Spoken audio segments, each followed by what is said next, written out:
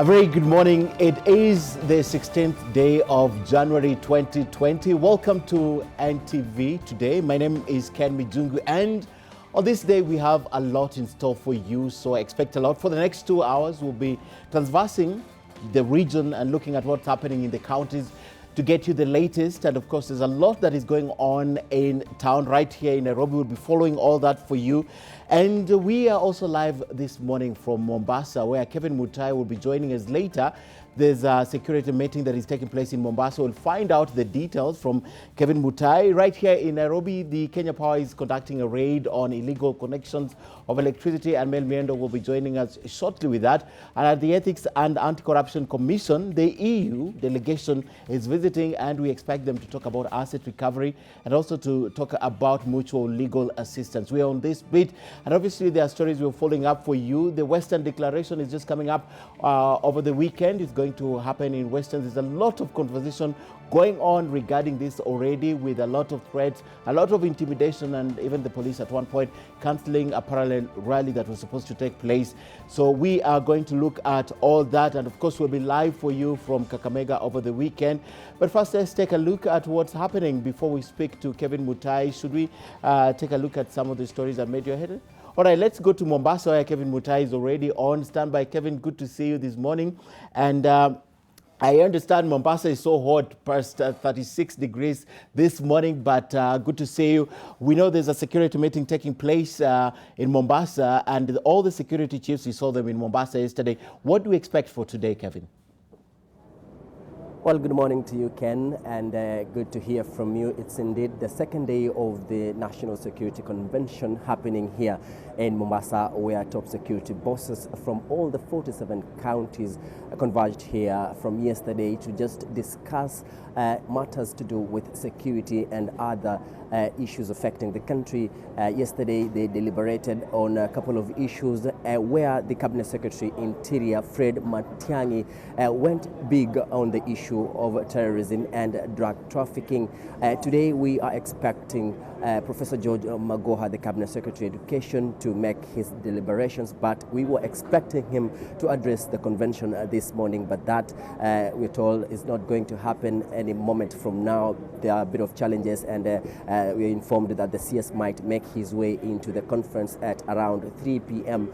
This afternoon. And of course, also we were expecting to see the DCI, George Kinoti, and DPP Nuruddin Haji to also make their deliberations on the issues affecting their departments, and of course propose ways on how to seek collaboration with other security counterparts working in different security organs in the country. Remember, this is a conference that brings together the security organs from all over, from all the installations here in the country, including even the Kenya Coast Guard Services. Yesterday, the Director General Nasho Lonena made his remarks, where he also requested for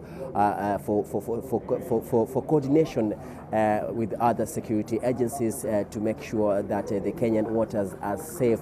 And to just go back on what the CS urged the security officers yesterday is to do their job without fear or favor, without even intimidation, citing that there have been various cases and issues of even senior politicians intimidating the police officers from the respective region. And he gave us an example of an incident where a senior government official went to his office seeking orders to transfer a police officer, and Matiang'i said that their role is to protect these particular people who represent the security docket from all over the country, and urging them to be keen on securing the country. Remember, also yesterday he gave out a warning that still terrorism is still a major concern to the national security, especially in the coastal areas and of course the border points. Remember, there are places currently along the borders where the security challenges, and of course the CS calling on the security forces along those sides to up their game, and of course also reiterating that the government has pumped in a lot of resources that will be channeled towards combating terrorism and the drug trafficking. Remember, that has been the topic, drug trafficking, with of course also the president taking issue with that particular matter. And after today, this is the last day of the conference, Ken, and we are expecting also the CS, the PS to make, rather to close this particular convention before they go to State House tomorrow in Mombasa, where the president is expecting to listen to what they've discussed from yesterday all the way from the whole day today. So all the presentations will be made before the head of state at, here in Mombasa, and of course also, as I said, all those issues that, including even the Big Four agenda. Of course, also with Magoha coming here today, by the way, he's expecting to present his, or rather outline ways of which he thinks that the security forces can play, the roles that he thinks that the security forces can play towards enhancing the delivery of services in the education sector. Remember, he was supposed, according to the program, he's supposed to go big on the compliance with the 100% transition of, to secondary school education, and security forces play a big role in ensuring that pupils transfer from primary school to secondary school. And among other issues affecting the education sector, Professor Magoha will take the podium and of course speak about all those issues that he thinks will are needed to be done, rather delivered by the security forces to ensure that not only that the children are safe, students are safe in school, but again, of course, also ensuring that the education sector is well kept. And of course, another thing, Ken, that we've managed to gather is that right now the security bosses are very keen on even coming up with extra ways of trying to reach out to the community. Yesterday, they proposed even coming up with the university security committees. These are installations that will be comprising of the heads of these particular learning institutions, head of businesses from the community, and this is in a way that the security bosses are expecting will enhance the service delivery and of course help them in terms of getting information with regards to matters of security. And of course, another thing also that came out clearly is the issue of transport, the reforms in the transport sector. Remember, police officers have been very key in keeping the roads safe, and of course also with the CS proposing ways that will be that the forces will be doing to ensure that the number of accidents actually reduce, and of course again saying that there'll be a rollout of some programs between now and July within the Ministry of Transport with regards to the safety on our roads. But those are just among the issues that they discussed yesterday, and of course again they'll be making more deliberations today, including the issues to do with food security, all those things that affect the country. The security bosses will be discussing here, and as I said again, they'll be meeting the president tomorrow at State House in Mombasa. So Ken, we are waiting to get to listen to what they'll be saying, and then of course again we will prepare a story for our viewers during our subsequent bulletins during the day. Back to you, Ken. Right, Kevin Mutai, thank you very much for that update. And of course, Kevin, before I let you go, yesterday he spoke about fighting drugs, and you've also spoken about the fact that he said that Al-Shabaab and the insurgents are still on the radar of the government. And of course, we can't forget that he also spoke about the licensing of firearms. Perhaps this is something that was not taken lightly. And if you would just explain to us, what was the reason why this was put right at the top of the conversation yesterday? Well, of course, those are the key issues actually that the CS felt that this was the forum to deliver that particular message, because he said that the issue to do with licensing of firearms, he categorically stated that he does not understand that why as a country we should have more than 30 dealers selling firearms in the country, saying that there will be no more licensing of, or rather issuing of licenses to dealers in selling firearms here in the country. And of course, another thing he said that this is a reason that not giving out the licenses will also help in terms of mopping out illegal firearms that are currently in the hands of people who are not good in the society. Like he said categorically that these are the reasons why you see in areas such as Baringo where banditry has been reported to be hurting the residents in that particular region. And he said that currently, right now, that particular matter, the banditry, the security forces have addressed that issue adequately. And of course, again, saying that only remaining with the 15 licensed firearm dealers in the country will also help in reducing the issues of criminal gangs getting access to these weapons. And again, the issue of drugs that you're talking about, Matiang'i said that his speech actually, I think, came from, the president's issue. Remember when the president was addressing the nation the other day at State House, Mombasa, he was a bit upset and really disappointed with the way the prosecution cases with regards to drug trafficking here in the country is. And he said that for them as security forces, they will play their role and they will leave no stone unturned until they arrest all these people trafficking drugs here in the country, and of course urging particular security officers. And by the way, he congratulated the Coast Regional Commissioner, that is John Elungata, and the county regional police commander, that is Rashid, for their stand in the fight against drugs. The two officers, according to Matiang'i, he said that they've brought a change in terms of fighting this menace in the region, with the security forces now ready to use more resources and equipment that will be deployed by the Ministry of Interior towards fighting the two issues, that is terrorism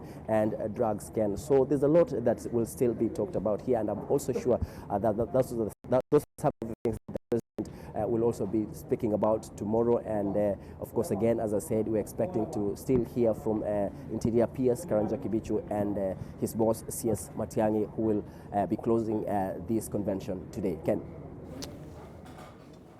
All right.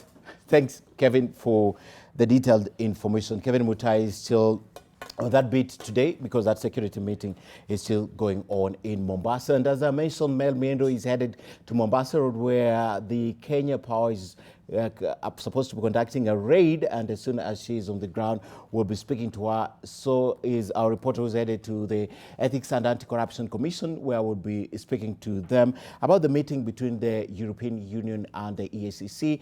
And this morning we have a lot to discuss: the political realignment, Kisii Declaration, Western Kenya, and of course we'll be looking at the appointments of President Uhuru Kenyatta and trying to think around what's happening to the Deputy President. The headlines today showing that the DP could be isolated, the Standard saying he's an outsider in the government, the Daily Nation asking where he was when the President sacked his ally. Yesterday, the Daily Nation talked about his ally being possibly sacked and being the DP to William Ruto in 2022.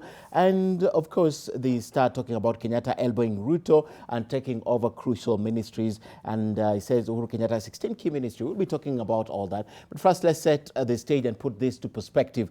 A political showdown looms in Western Kenya this weekend as organizers of the BBI meeting in Shikungu Stadium vow to block another meeting from taking place in Mumias. In the meantime, the organizers of the Mumias meeting have insisted that they will go ahead with their meeting despite the threats and orders allegedly from the police cancelling the planned gathering. NTV's political affairs reporter Kenny Mureithi will be in Western Kenya over the weekend for that meeting. But first, he sets the stage with this report. The political temperatures in Western Kenya are set to hit a crescendo this weekend, with political rivalry between allies of Deputy President William Ruto and opposition leader Raila Odinga expected to play out in the open. One of the meetings to be graced by Odinga and attended by all the governors from the region will be at Buhungu Stadium and is christened a Building Bridges Initiative Report Grassroots Sensitization Meeting. Chief among the organizers, Central Organization of Trade Union Secretary General Francis Atwoli. Kama hutaki power, don't come on Saturday. The other meeting to be held at the Nabongo Stadium in Mumias is said to address farmers' plight and is expected to start with a visit to the ailing Mumias Sugar Company. This meeting is being organized by Deputy President William Ruto's allies and supporters of Amani National Congress leader Musalia Mudavadi and Ford Kenya leader Moses Wetangula. There is a letter from the office commanding Mumias Police Station allegedly cancelling the meeting. No reason is given. If the permit is denied, we are still going to be Mumias, which means we'll be there, notwithstanding the action. And the reason I think, and the reason that we'll be there is because we are actually focused on the issues that were core to the BBI. For someone to have picked on the 18th, he must have realized that these leaders had already planned for a meeting for Mumias on the 18th.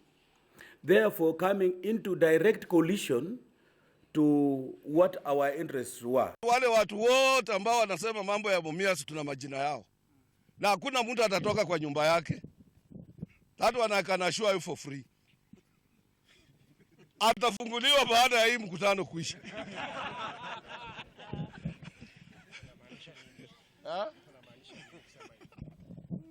Unafikiria waduya watakubali wewe uende uharibu mkutano yao? Hawezi. Bibi yako kwanza ndiye atakalisha wewe chini. Mimi kama senator sitaruhusu mkutano wao ufanyike. Mkutano ni moja na mkutano ni Buhungu Stadium. Kama hao ni wanaume watoke nje ya nyumba zao waende kwa hiyo mkutano, ndio tutakutana nao. But as the Saturday meetings kick off a storm in advance, another is boiling in Murang'a, with Kandara MP Alice Wahome increasingly finding it hard to hold meetings in her constituency. Today, 22 youth were arrested by police for disrupting a meeting she had organized, accusing her of undermining the president. Mimi sio gakunia, mimi sio msaliti, mimi sio mtu wa uongo, mimi ni mtu wa kuongea yale ametayarisha mwenyewe. In Nakuru, Senator Susan Keheka and Nakuru Town East MP David Gekaria remained defiant as they brushed off their being barred from a presidential function Wednesday. And when we agitated and we saw yesterday that that has been addressed, then I'll continue making noise until everything is addressed, because really that's my work. Ruto-allied MPs have decried the government's treatment, accusing it of openly harassing them, but they insist they will not stop campaigning for him. Kennedy Muredi, NTV. All right, that should be Buhungu Stadium. Not what I said earlier. I don't even remember what I said, but that's where the meeting is supposed to be held. And the parallel meeting was said to start from Mumias, the gate of Mumias, and they'll have stopovers about 5 areas. But the police cancelled it. I saw a tweet yesterday by former senator, and this is what he said. I'd just like to read what he said about it. He said, this is Boni Halwale. Police attempt to cancel our Western leaders meeting in Mumias is diversionary and tantamount to incitement.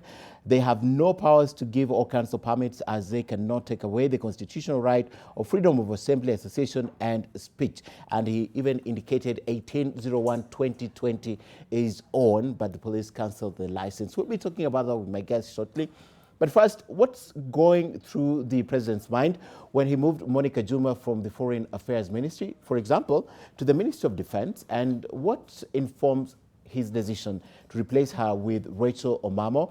Are there political considerations to it? Is it rewarding or loyalty, or are his decisions based strictly on merit? NTV's Olive Barros takes a critical look on this and what it takes to occupy a cabinet position. Love brewed in an African port. Coming off the high of winning the 2013 general election, sleeves rolled up, President Uhuru Kenyatta and his deputy William Ruto were ready to get down to the business of governing.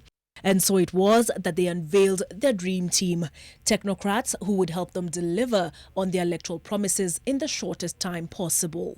Our first nominee is Dr. Fred Okengo Matiang'i. Technocrats who would help them deliver on their electoral promises in the shortest time possible. A lot of cabinet secretaries were no more than senior civil servants, and in a sense they were bullied around by parliament. They sort of waited for instructions from the president. They did not have their own capacity to be able to withstand the political pressure that comes from that level. 2 years ago, election losers made their way back into cabinet with appointment of Mwangi Kiunjuri, John Munez, Peter Munya and Rashid Echesa. 6 years into his presidency and the youthful optimism has faded. At the end of the day, the president made clear on Tuesday it comes down to brass tacks. The ones I haven't mentioned are because they're either in place. If they're not in place, then yeah, so be it. Kenya moves on. I don't know that there's anybody who's been sent home only because, because obviously there were challenges. The Minister of Agriculture, I mean, there is no question, there are challenges there. The Minister for Finance, because of the other people who have been sent home, is in court, charged with criminal offenses. So one cannot say no, it's only just about politics. What then does the president consider when recruiting and firing cabinet secretaries?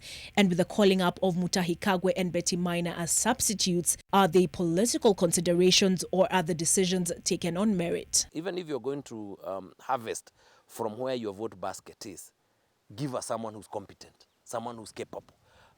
Some of the clowns who have found their way into cabinet in the past are unfortunate. What of the decision to reassign a CS?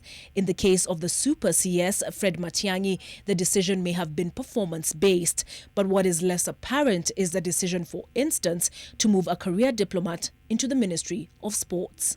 A legacy at stake, and with less than 3 years left on his contract with the Kenyan people, the sands of time are shifting fast. Question is, does President Kenyatta finally have a team in place, paces, that will set the time for him to enable him cross the finish line in glory? Olive Barrows, NTV.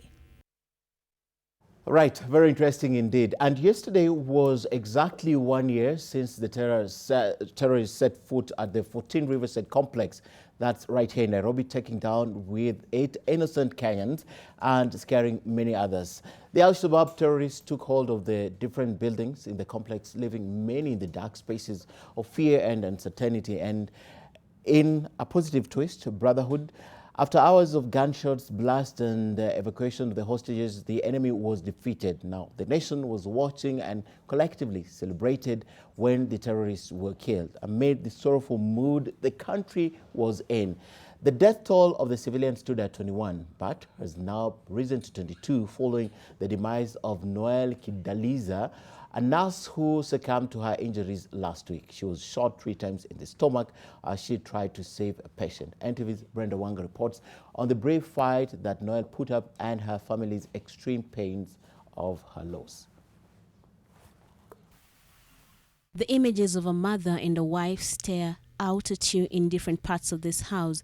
Her smile welcomes you, but her physical absence is tangible. Those gathered are planning for her funeral. This is the home that Bernard Amudavi Kisanya shared with his wife Noel Kidaliza, now deceased. Noel succumbed to injuries she suffered exactly a year ago during the terror attack at the 14 Riverside complex in Nairobi. It was a day that will change this family forever. Noel, a nurse at the Dusit D2 Hotel, had nearly made it out of the building in the midst of the attack.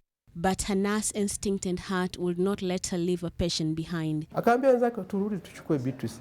But akakataa, ni kama sio kukataa, ni kuogopa, hawakukataa. Wakaogopa, yeye akasema acha mimi niende. Sasa sana anakuja naye mbio. Hawa tu. Huyu akatokea terrorist, akatokea akaanza kuwashuta, wakamshoot 3 bullets kwa tumbo na moja ikapita hivi. So akaanguka kwa maua. But Beatrice walimmalizia hapo. She survived that shooting, but would spend the next 3 months in hospital, giving her family hope that she would live. But that hope was short-lived. Wale tulikuwa nao wamepona. Na mimi the only nimeteseka every time na hospitali, sisi na wewe. But itakuwa sawa. But you have tried. Takushukuru umejaribu. But naona kama will not make it. After 1 hour akaanza kupass out. Sad moments in the ICU bed. She was suffering. She was really suffering. And hata sijui how to explain the feeling. 2 days into the new year, Noel, who was the sole breadwinner of her family, took her last breath, plunging her family into a dark and an uncertain place, one they say they did not know how to maneuver. Her death brings to 22 the total number of civilians' lives lost in that attack. 9 terrorists were eliminated by security forces. And as the family prepares to lay her to rest on Saturday in Nandi County, they say they have forgiven the perpetrators of the attack, but they will not forget. Brenda Wanga, NTV. Indeed, they will not forget her. So first, Agriculture Cabinet Secretary Peter Munya has directed new KCC to buy milk from farmers at 33 shillings per litre, up from 25 shillings, in a move aimed at boosting the dairy sector. Now, Munya kick-started his first day of handling the agriculture sector or agriculture ministry by, among other things, addressing the cries and woes of the dairy farmers over the poor prices. As NTV's Lillian Carey now reports, the directive, which some say bears political tones, is expected to shake up the dairy sector. In the last few months, the prices farmers fetch for selling their raw milk to processors has dropped. This has been occasioned by oversupply or even poor rate. Further, with cheaper imports from Uganda flooding the market, most farmers have been left struggling to get a market for their produce, thus incurring losses. Shirika la New KCC kupandisha bei ya maziwa saa hii waanze kununulia wakulima kwa shilingi 33. New KCC and other... As we do other interventions, the prices will even improve and further. New KCC says it will not increase shelf prices and therefore has to work out how to cover its cost without transferring the burden to Mwananchi, more so with cheaper imports already eating into their share market. The forces of supply and demand will still kick in. So this is not a starting pricing. They will react to this. The new move is expected to shake up the market as farmers are likely to supply the product to New KCC as it has the fairest prices. This, the government hopes, will see other processors reduce their prices. The state is betting on New KCC's upgraded value addition equipment to handle the expected increase in supply. We will be mopping up excess milk and processing to powder milk and putting it into the strategic food reserve. CSS Munya's entry as the new cabinet secretary in charge of agriculture will see him addressing some of the pressing issues such as the restructuring of KTDA, the revival of KPCU, and woes facing farmers such as tea farmers, coffee and sugar farmers. Lillian Kierie, NTV. All right, about 2 days after Munya was asked from the cabinet, obviously the headlines are still on Peter, not Munya rather, but Mwangi Kiunjuri was asked and Peter Munya took over that ministry. And there's a lot of other departments within the ministry that were given back to him. Obviously, we expect the headlines to still be on the Deputy President, William Ruto, and obviously the dailies will still be talking about the axing of Mwangi Kiunjuri. But let's take a look at 3 dailies this morning. The Daily Nation headline that we're running is, where was Deputy President William Ruto as Uhuru sacked his ally? Remember yesterday, the headline also, the Daily Nation was questioning if at all Uhuru Kenyatta had fired Deputy William Ruto's possible deputy in 2022. So this morning also, the question the Daily Nation is asking and is answering, and we'll be telling you more about this. You can alternatively grab your copy of the Daily Nation if you need to know where Deputy Ruto was during that event that happened at State House Mombasa. We'll be telling you shortly with my panel. Let's take a look at what the Standard is saying this morning. And the Standard also has a big picture of Deputy President William Ruto, and the Standard is questioning if he is an outsider in the government. William Ruto, and constitutionally Ruto is a second in command in the government, yet today he is a spectator with civil servants and politicians around the center of power, treating him with contempt. Not expected of a deputy president, but it's happening. And the Standard is questioning if he's an outsider in his own government, because it's been said that the government is between the president and the deputy president. And finally, The Star is talking about Kenyatta elbowing Ruto and taking over crucial ministries. And as at this time, the president has, according to the Star, has 16 key cabinet secretaries on his side, leaving Deputy President William Ruto with only 5 out of the 21 ministries so far. So these are the headlines this morning. And obviously, they have put the pictures of the key members of Uhuru's inner cabinet. That's Fred Matiang'i, Aukuri Yatani, Peter Munya, and obviously Macharia is also there. So these are the headlines that the dailies see you this morning.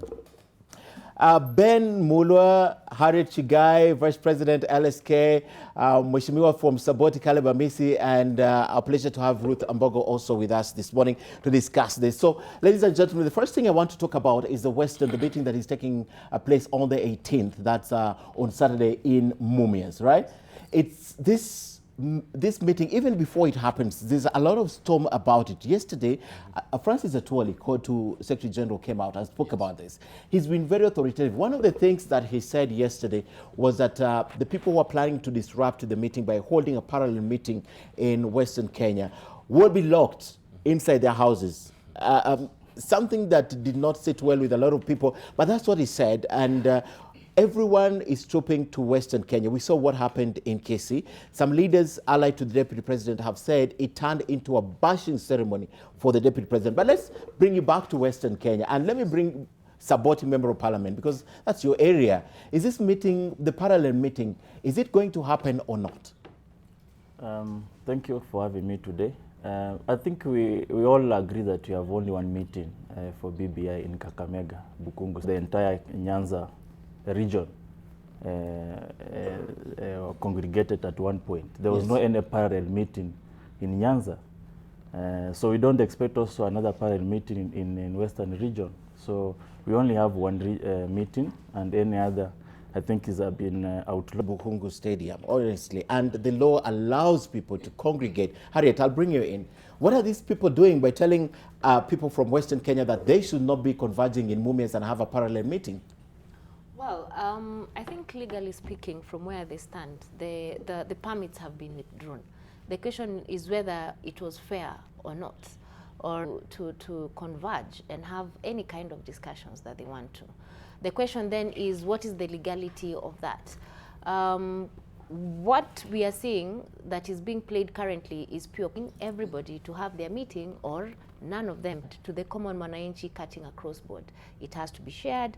The common mwananchi has to be taken through it. They have to be, it is in that document. Okay. So it is important that we allow open discussions when it comes to this document because it has very good provisions. It's a document that Kenyans should take ownership. We can only do that if we allow open discussions around the document, and that is what we call public participation. Okay, but the fact... maybe even my correct, the meeting in Mumias was not supposed to have divergent views on BBI. All the people who are purported to, arrange another parallel meeting, they all active meeting if you do not have a different views. The problem, I'll come back to that. I just like to set the stage for this. I'll come back to that because there's a rationale, there's an argument against and for that. But Harriet, until now, people have not received the document on the ground, the BBI report. People don't have it. What are we discussing? What are we selling to the people? And I think that is what is concerning Kenyans. The document needs to be exposed to everyone so that even when they're having these discussions, they are having the discussions from the point of know-how. They're just not discussing a document that has not been exposed. For those who have had an opportunity to contribute to the exposed to them. So it is important that this particular document, and personally I think it has very good provisions, needs to be offloaded to the common mwananchi so that people, and even summarized. Can we have a simplified version for those who have forums where even the elders within the villages can authoritatively speak on the content of that particular document. Okay. So it's important that this document is given out to the everybody, people so that to they the people. understand it. Okay. Let teachers have it. Let persons with authority within the village centers have it, so that we can discuss this document from a point of know-how. Okay. Yes. All right. I'm coming to Ruth and Ben to comment about the meeting and the cancellation of the parallel meeting that was supposed to take place in Mumias. But we have been reporting this morning that the Kenya Power is conducting a raid at some of the facilities that they have installed out or off Mombasa Road. And currently that's what's going on, that is connecting illegal power connections and transformers and all. Our reporter Mel Miendo is on the ground. Those are the pictures. We'll be speaking to her shortly, even as we leave those pictures as they begin that operation. But let me bring Ben in now. Ben, the fact that the reason that is being given is by the police, this is likely to cause commotion, violence in town, confusion and all. Is that sufficient? I'm looking at Mumias and I'm looking... Be on record stating is that the greatest threat to security in this country is the National Police Service. We don't have a police service. What we have is an armed militia of, it's BBU. And we have to agree the Atoli presented, it must be stopped now. Not tomorrow, about BBI, which to my best of knowledge and understanding amounts to nothing. It is a huge conversation about nothing. I have been privileged to visit very many parts of the western part of this country where my friend Caleb comes from. And one of the key things I would have expected, Atoli, instead of issuing threats to fellow Kenyans who wish to meet up, or these who are losing jobs every day with companies closing because of a destroyed economy.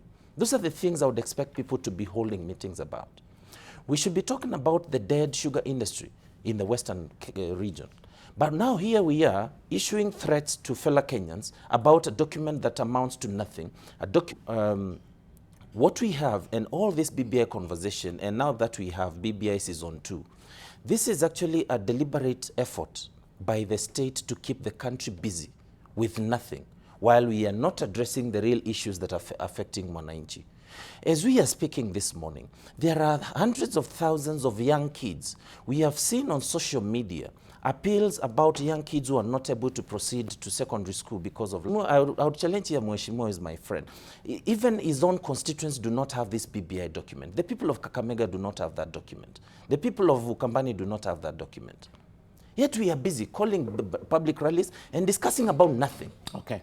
In my view, what we need to be discussing as a matter of urgency, and especially I would challenge my colleagues, my friends who are in parliament.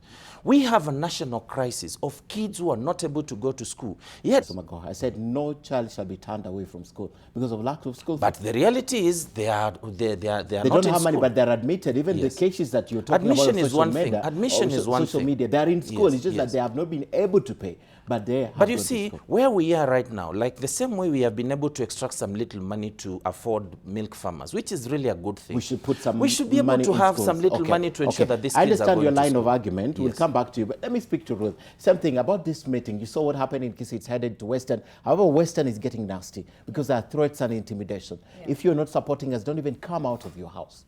Yes. It is actually unfortunate because when the BBI report was being launched at Bomas, I remember every speaker who took to the podium to speak mentioning the word that this is now an open door for conversation.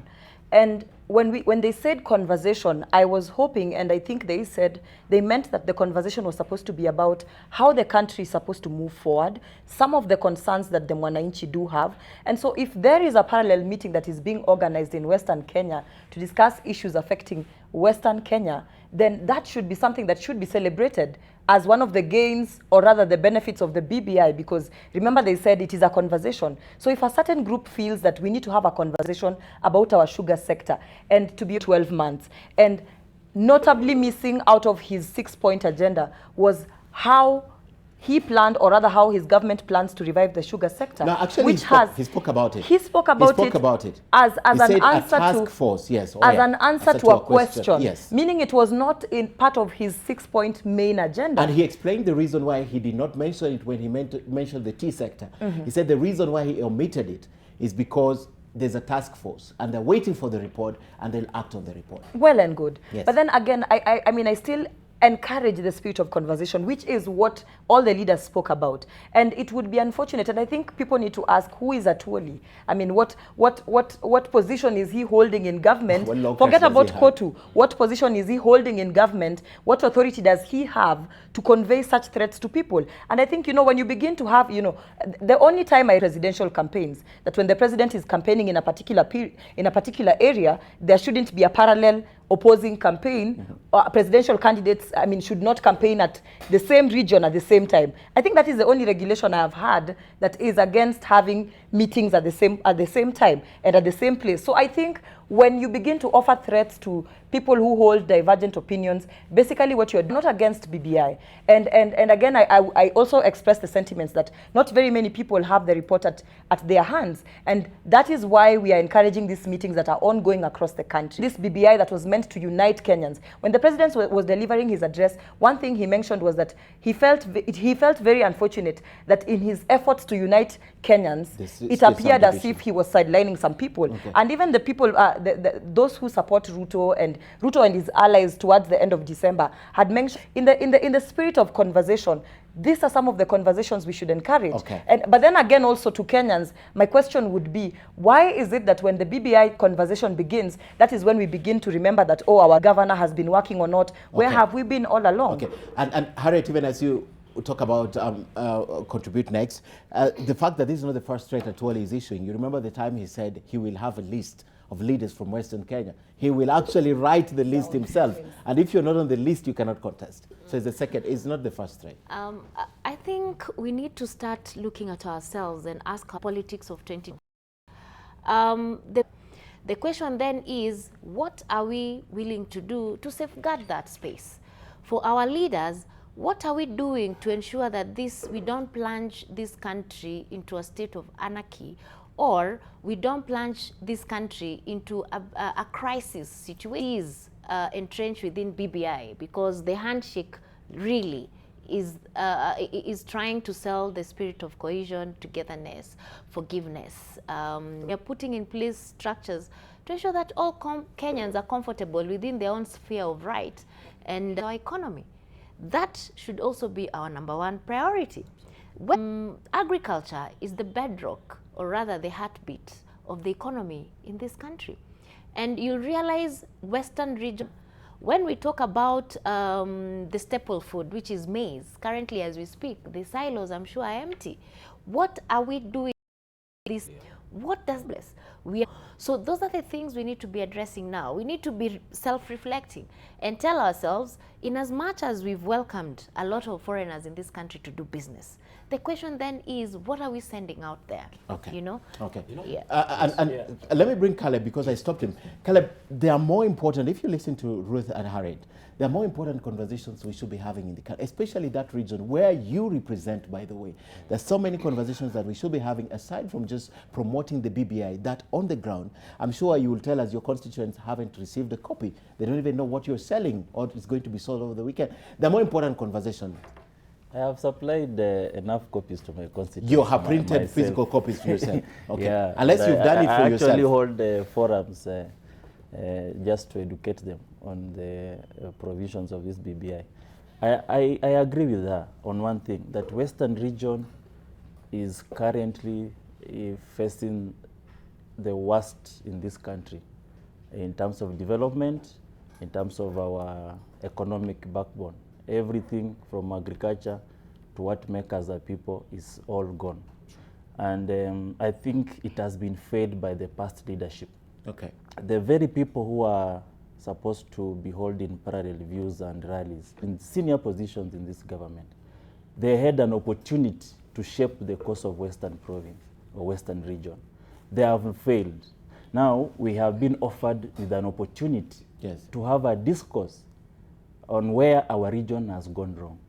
The only sensible thing a person of their status must do, if they still, you initiated the program, you were at the BBI bombers, you attended the initial meeting of BBI, you supported, you came out strongly and say, I support this document, I support it is good for our nation. I mean, nations have gone to war to reach to where we are.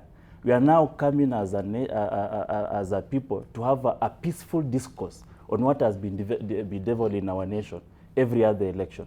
So it is only fair for you to attend the meeting that you also attended in Bomas. Okay. It was the same meeting. It was the same BBI meeting. You attend the meeting, air out your contrary. The people attending the Kisi meeting, they did not agree in everything that was in BBI. Some were even giving contrary, some were even adding more things that they think that must be captured. So that's what the Western leaders needs to go. We should not be perpetuating this culture of division and disunity every time that we cannot hold our meeting as together, just the way the people of Nyanza, you will see Coast holding one meeting.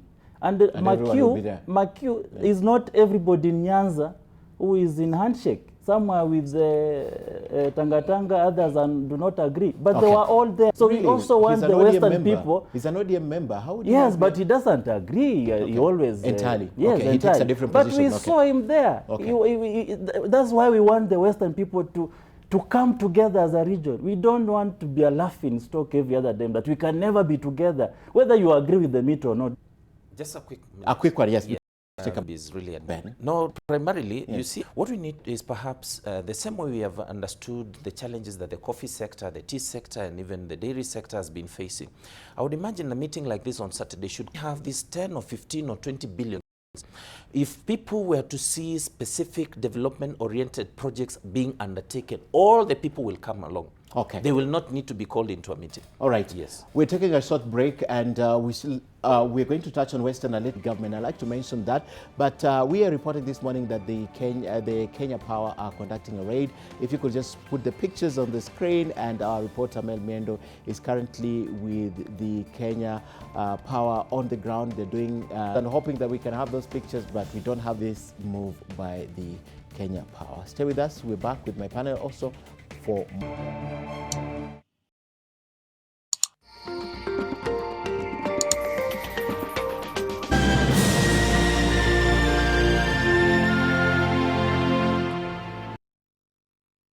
Eldoret Technical Training Institute. Registration for January, May, and September 2020 intakes is ongoing. Apply now. Eldoret Technical Training Institute. Growing reputation.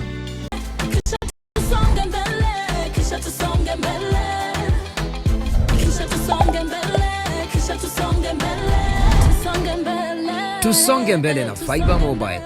Get a fiber SIM card today and enjoy Tusonge across the continent to brighter futures. Absa Group, serving Kenya as Barclays. The three sides of Anna. The proper thing to do was to give you half of the amount. Marcelo did not die in that accident. Is that true, Ramiro? The three sides of Anna. With Lipa na M-Pesa, you get more. M-Pesa. Every day, NTV News Team moves you to the center of the action. The security forces who took part in this operation, null and void. Telling the story of Kenya, the growing importance of border in Mandera. Matatus will be on strike. And beyond. The politics in the United States Capitol. It is the 7th edition of the investment decision. It's time to say goodbye to Thief Note and Karibu to Thief Note. In order for the manufacturing sector to be elevated. Triumphs and joys of our great men and women. Young mothers. NTV News. News that moves you. Joey's back. Yeah. Richard mshangaza. Yaani hata hana test ya wanawake. Itakuwa vigumu sana kuacha Max. Umwongea na mamako kunihusu? Siwe ni mpenzi wangu. Hivi wataka kuacha? Max ni mwanaume. Max ni ule mwanaume lakini Richard. Oh, come on, V.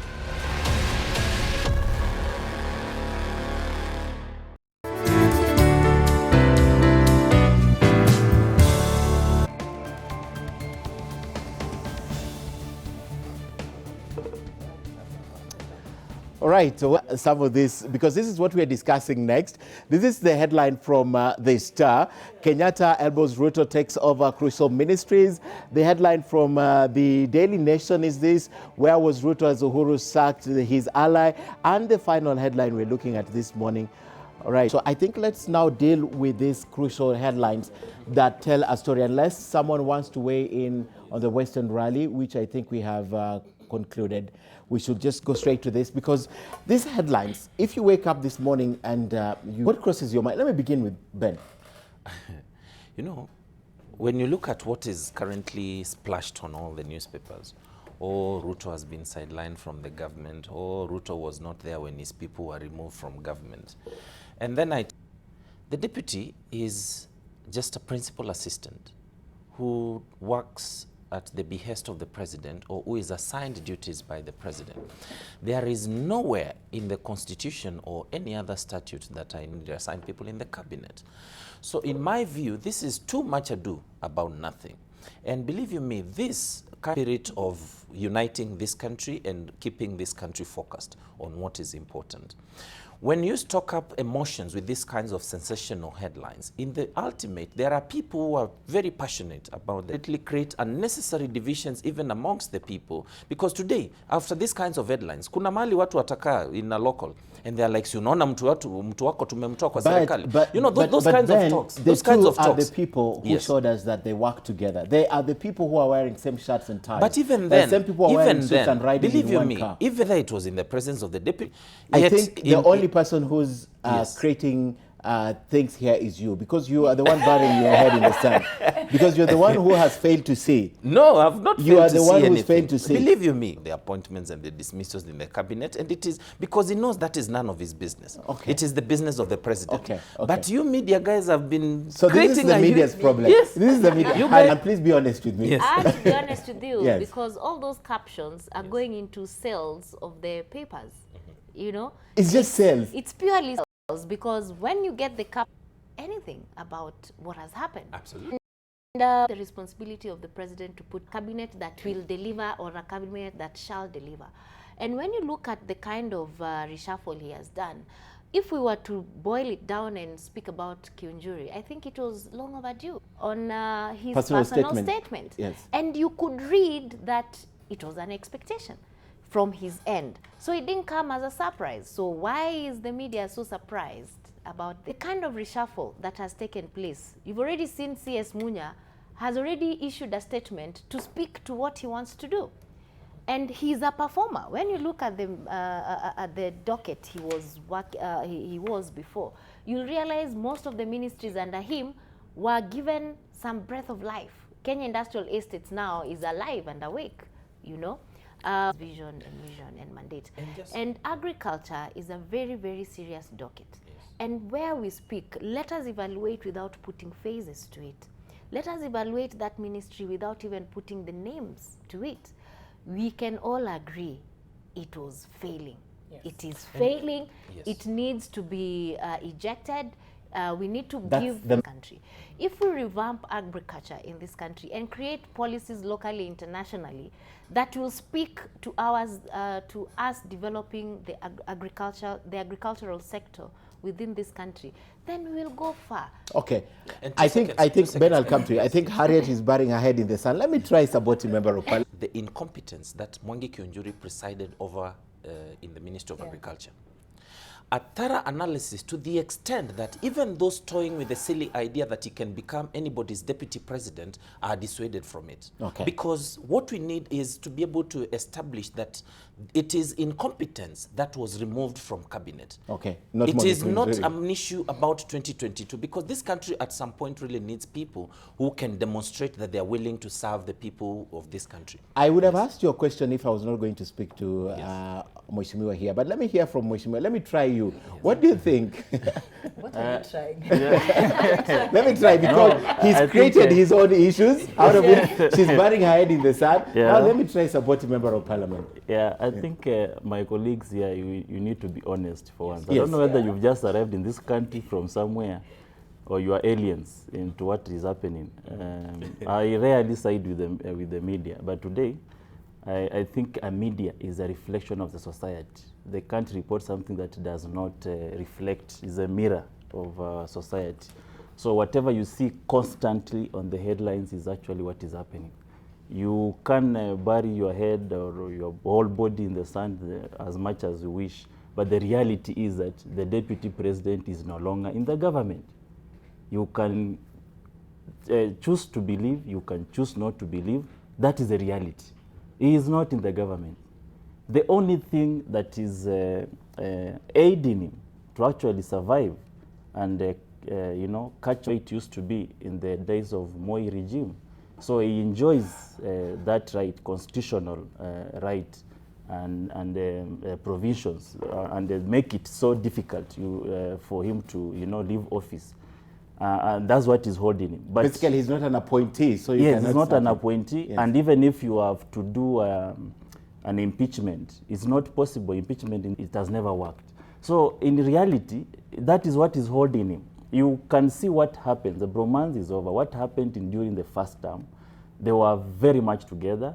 The deputy president was representing the president in all the forums. You can see nowadays the members of parliament, the other team of Jubilee, who actually come represent the president in front of the deputy.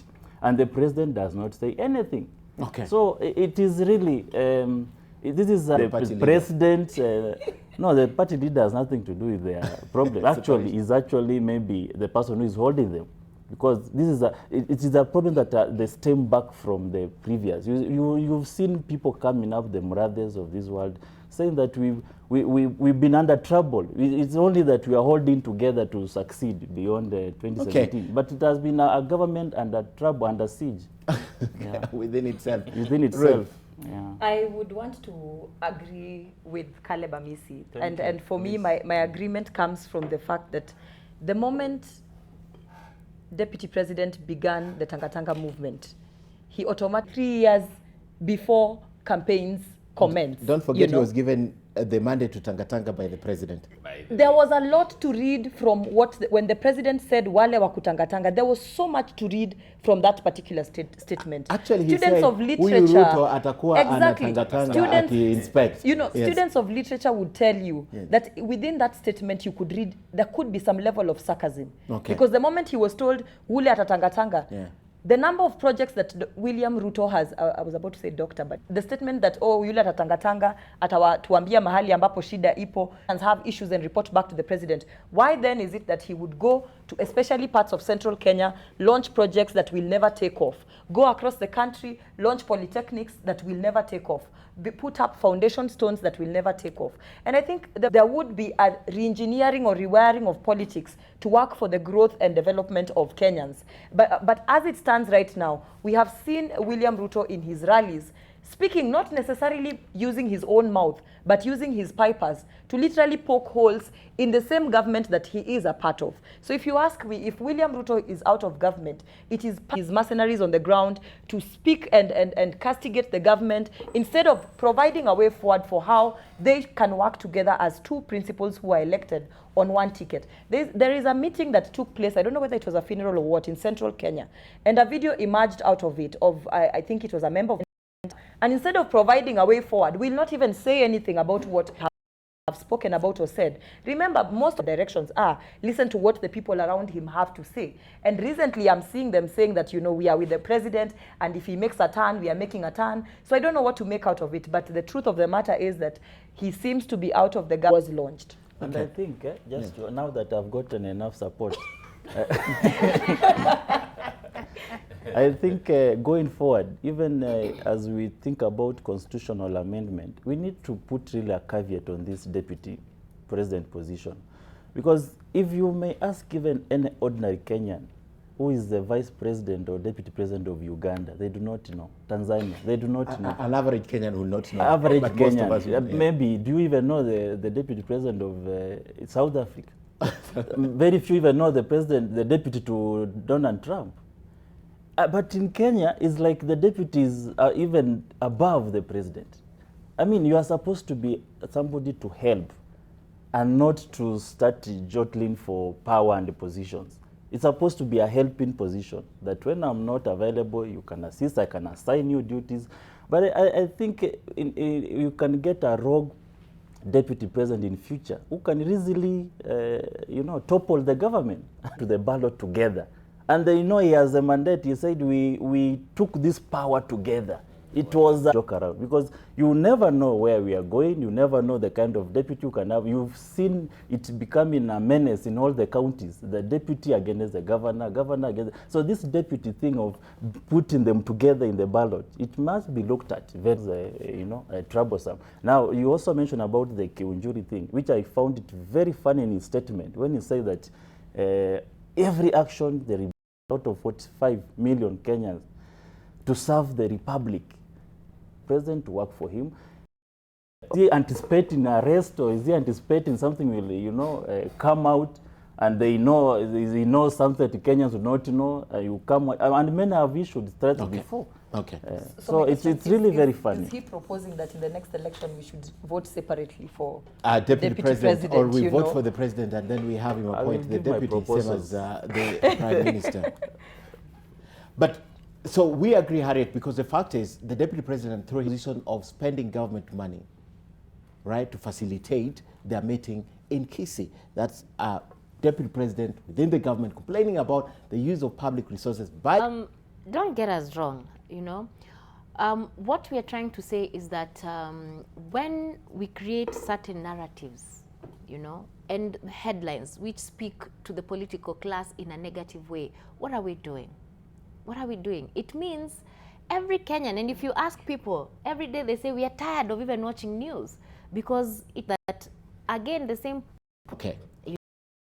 who have taken a lot of their time, energy, whether we are able to live with each other or whether politics has completely taken over, and driving everything that we are doing every day.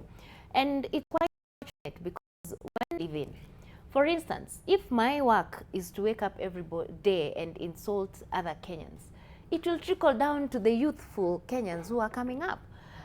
If my everyday mantra is to wake up and issue threats, it then means you're boiling anger within a certain particular group of the society that within a very short time, whenever you want to disagree with somebody, someone throws a punch because it has become our daily narrative that, hey, you don't agree with me, I'm going to box you, So we need to be able to, is there a way we can be civil with each other, And, those are the kind of ethos we want to entrench into the generation that we want to bring up. And that's part of what is contained in the BBI. Exactly. So we then need to live, and that's what I say. If we mean the handshake, then let's live within the spirit of the handshake and accommodate each other and each other's views. Okay. And Ben, if I go back to your argument, would you rather the president stands and states the reason why he is relieving someone? No, he owes nobody any explanation.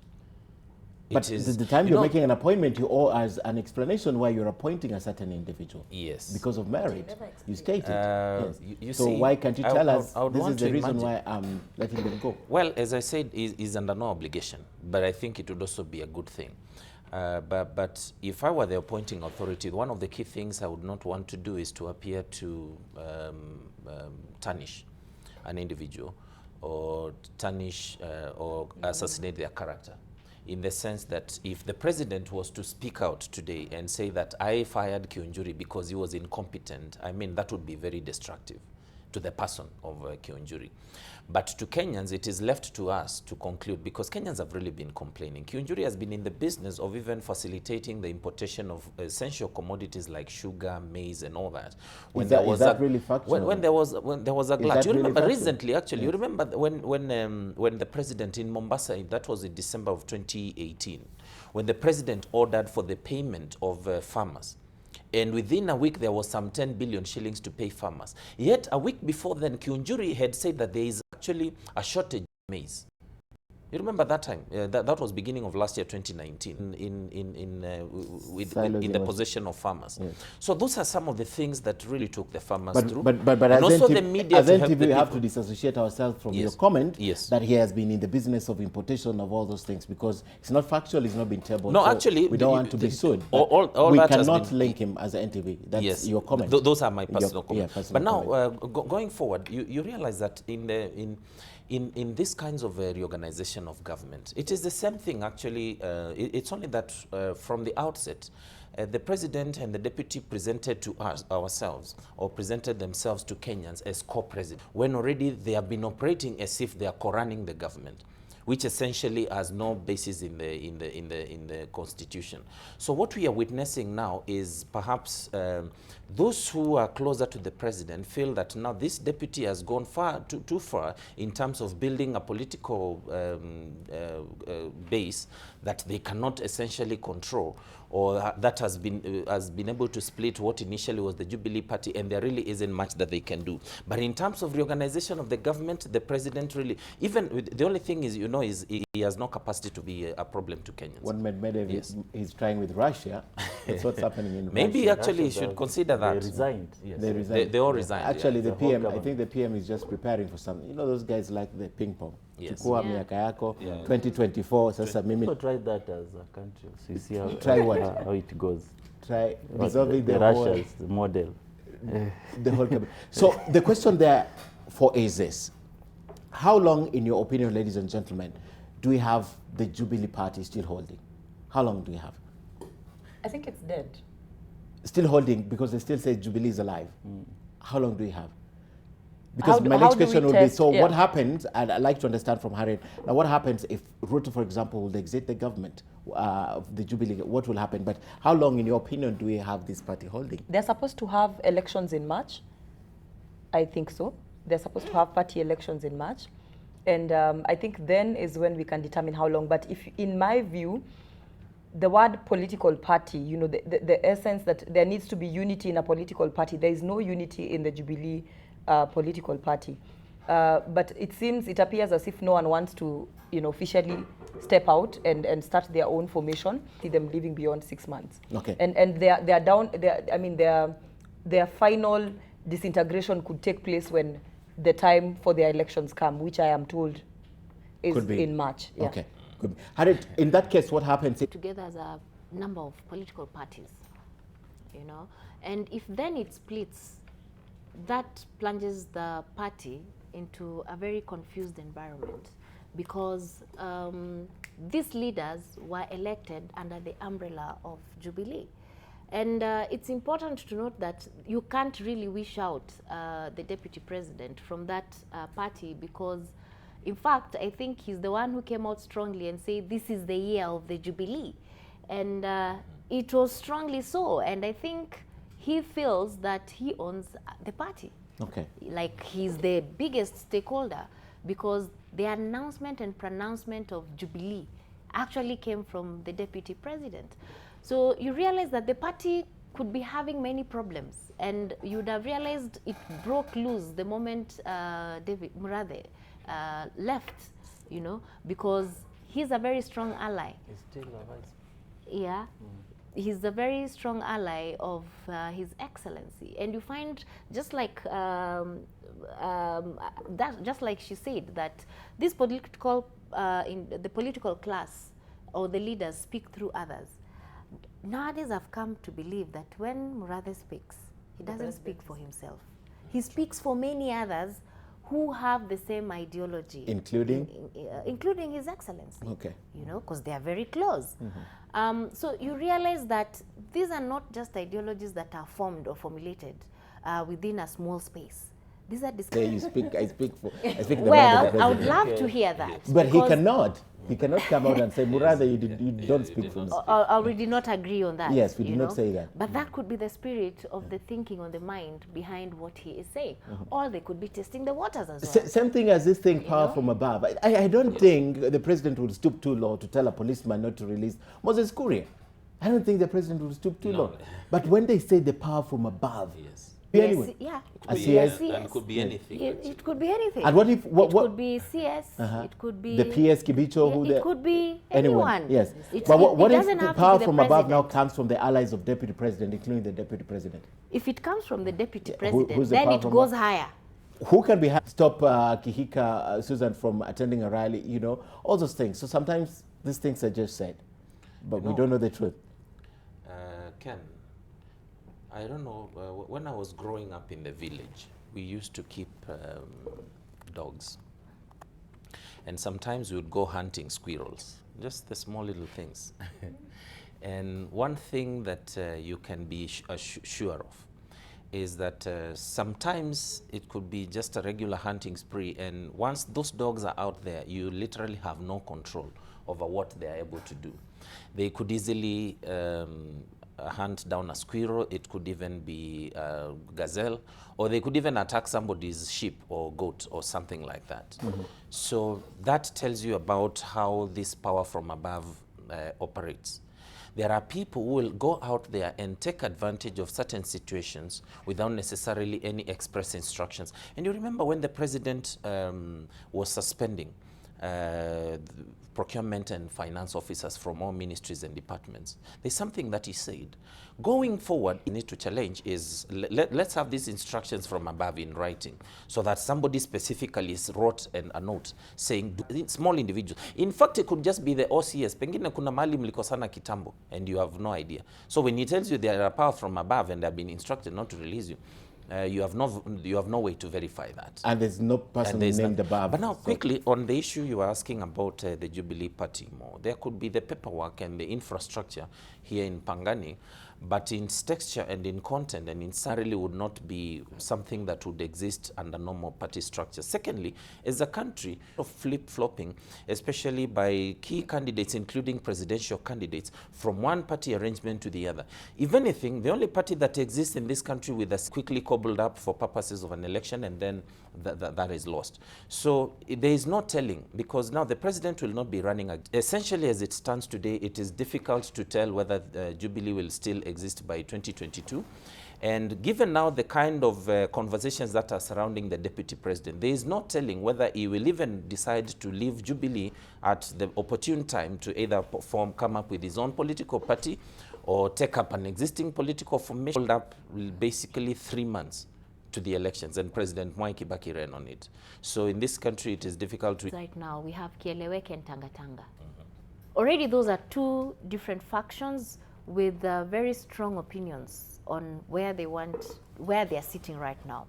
That already tells you there's no Jubilee Party, because if they do right now, it will plunge them into a very interesting political dimensions, because they are seated in parliament and in those spaces because of this party. So then that creates a very difficult situation or angle for them to disengage right now. So if at all they will disengage officially, I see them disengaging towards 2022. Okay. Yeah, and that then will mean you'll see other political formations that they will want to carry or drive the next agenda in terms of leadership. So then the question is, who party? Or will they form another party or another vehicle to carry the many other formations that will take the next leadership? So I think those are the various dimensions we are going to be faced with between now and not, we are now in 2020.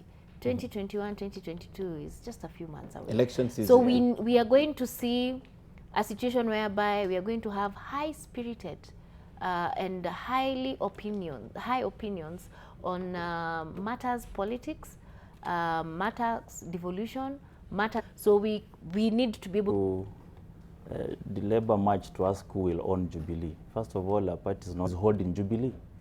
So the rest, if they think a very precarious situation, what Kibaki disagreed with the Moise government, he left.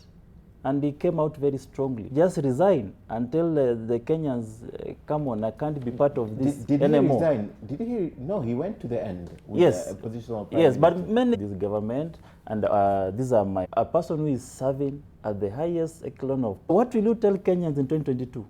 This government was bad. He said that they've invested, they have serious investment. Why were you part of it? Or you want to form another, so why? And you've others believe you. But these people are seen as these people are, the people do not know. They do not have thought that Jubilee Party has disintegrated. Inevitably, they are not going to fulfill their promises, but to deliver our promises. So what happens to these political promises that were made by Jubilee Party if by... Political party is formed by its members, who many a times are elected members I mean, the people who hold the biggest stake are those who are elected on that particular political party. So that we are talking about members of parliament, we are talking about we are talking about mostly members of parliament, governors, women representatives, and anybody elected on that political party's ticket. So when a political party, we are expecting that this is supposed to be a concerted effort of all the members of that particular political party, the 5-point agenda in its entirety on his own, the president and the deputy president. So if Jubilee Party fails to deliver on its agenda that it promised the Kenyans, governor fails to deliver, and yet he is a governor representing, the Jubilee Party, political party. His people should be able to question him and ask him that, now you as a governor, what did you do?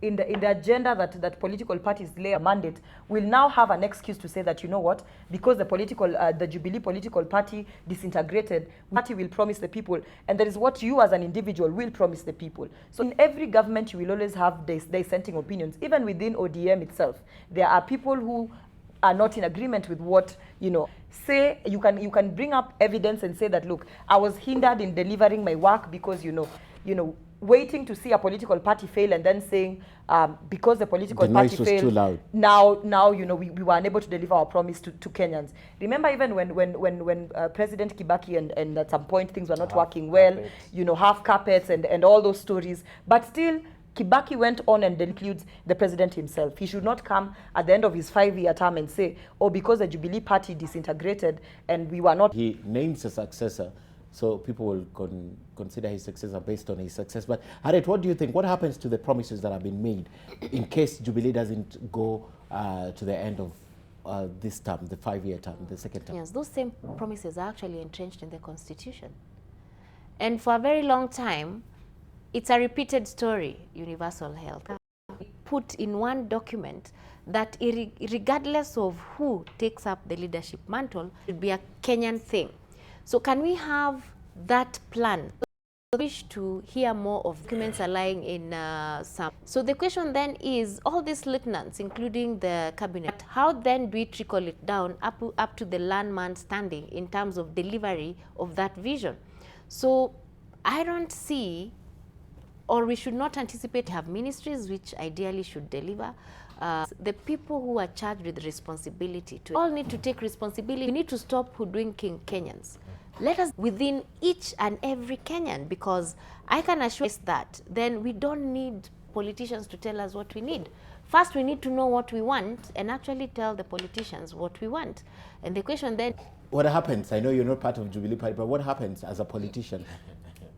Yeah. Your first time member of parliament. No, I'm fine. You said that, it reminded me of Kyunjuri. Kyunjuri said, I have been politics longer than I've been alive. So that means before conception. Before he was born, he was actually in politics. When Jubilee started off as a government, were they that honesty in the promises of party or on the promises that governments, new regimes come with?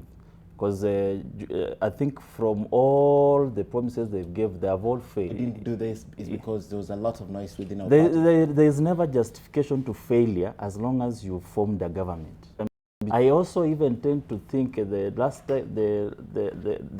no, it has not yet done it. The part you've done is enough to really eliminate corruption out of the system. I think the very people who are perpetrating corruption, they're within the system. And you see what happened when the Malaysian Prime Minister took over. When you want to know that there is serious fight, you have the powers to do that. If they have the powers to lock a Kenyan like Miguna out of the country, then they also have powers to actually lock these people from even traveling out of the country. And that's now where seriousness and the normal musical chairs continue. So I think there is still much the president needs to do as much as corruption is. Government fails does not fail on ODM. It fails the whole country, including the supporters, the Jubilee members. So they also do agree that there is a lot that this government has not been achieved as they promised. And they have only 2 years remaining. All right. So unless, Ben, we have a few minutes on the clock, and you have something to say on that, very because quickly. I want to conclude this. Yes, very quickly. I have a proposal to my brother Caleb here. When you resume from recess, they are not achieved or realized. That way, it's the only way we can inject the concept of accountability, because we have reached us here the nice and beautiful things. We are going to do this and that and that, and then people get excited. But in reality, these promises most of the times are not pegged either on a good roads for them or highways and those kinds of things. That's not the work of the MP. And so ultimately, unless we make we make it criminal to lie to the electorate, do you see whether there has been divisions within Jubilee 22, whether what he promised 10 years ago is actually what he's been able to deliver, whether there was noise, because you see, government works in as very interesting structures in how it works. The fact that, for example, Tangatanga Okieleweke may be making noise will not stop CS Macharia from doing his work as transport in the transport sector, will not stop Matiang'i from doing his work. So this idea of noise will stop people from delivering is an excuse. And essentially, Kenyans now need to see tangible stuff. And the president only has 2 years. My hope was that this reorganization of the cabinet would have really shaken so much in terms of really getting he has a better idea of how he wants to run his government. All right, ladies and gentlemen, we have like 3 minutes on the clock. And as we conclude this outside in the government, the reasons that were given by the Standard: 1, public appearance with the president. The second reason is that the president keeps quiet as some ministers and members of parliament attack his deputy, and he doesn't speak about it. He says the BBI campaign has framed him as an obstacle to the new Kenya. He was branded, although right now everyone supports it.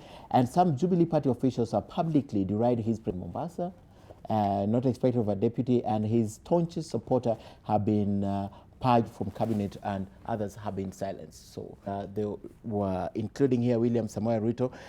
So our democracy is so liberal that the Secretary General of the ruling party has become the chief strategist of the opposition party. You also that when the Deputy President tweeted that. Yes. But they get it wrong and caption it as Deputy President William Ruto commenting on Rafael Tuju campaigning for ODM Kibra by-election in November.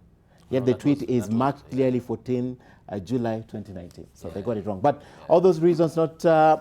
Actually, first, I think the media needs to stop this idea of sensationalizing some of these small things, because the president personally have not come across him complaining that there were cabinet changes and he was not consulted. Oh, on the cabinet. Yes. On the cabinet, yes. The last now 1 year, BBI has taken over then healthcare and the critical areas. This country will be united automatically, and this country will progress automatically. All right. Yes. Harry. For me, I think there's a lot of energy, political class, a situation whereby all the levels of government deliver. Because when we create fear and not be able to deliver right on. So can we then settle the country by ensuring that we are more keen to see these things, the promises that were given by the ruling class delivered. And I think that is the most important thing. The politic and all that, let's park it aside. Let us give Kenyans what they deserve. Okay. Yeah. Caleb, 30 seconds. Yeah, I will say ultimately is the president. He'll have no excuse. People will be demanding for his legacy. We've heard Mwai Kibaki, people do not even remember that Mwai Kibaki served with Raila Odinga. They don't even remember Raila Odinga was a prime minister. Kenyatta when he was a president. So the one as the president, we've invested and delegated. Report for me still is a report that, if adopted and actually implemented, the majority of the issues affecting the Kenyans. And for me, I always maintain the position that most of what is contained in the report requires basic political goodwill from the president, basic political. I would like to commend the president in his latest appointments for, beginning to make the journey to what will these new appointees who represent us will be able to. Last year, there is a new treasury report. However, we're short on time, but we'll get another opportunity to talk about it. Thank you very much, Ben Mulwa, for coming. Harry Chigai, who, by the way, is running for president of LSK. Tomorrow, to make noise on the podium and support BBI. Thanks, Caleb and Ruth Mbogo, who's a political comment, for watching. And NTV Sasa is on air shortly with Harith Salim and I don't know the other person who's coming, but Harith will be here. Have a good morning and Kaltun Jama. Harith and Kaltun Jama. So see you at 1 o'clock with a quick news update for you.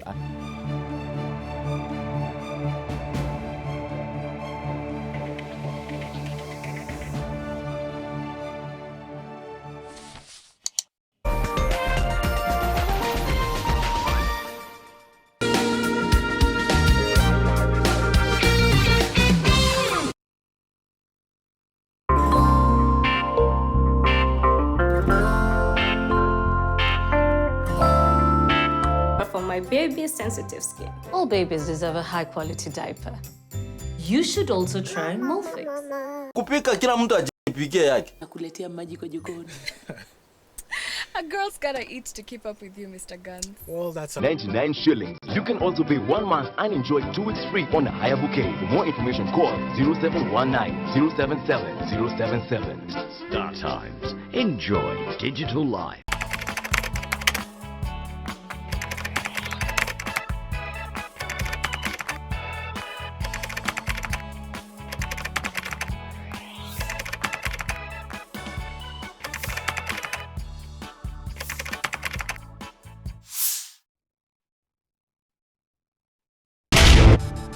Why she was hit by a speeding vehicle. You really have a bad temper. It's making me miss your sister. I am warning you, don't you dare talk about my sister. Can't you take a joke? No, that can't be. What about me? We can't just on an allowance. Ilizae kama ajalema. Serikali leta dawa gani?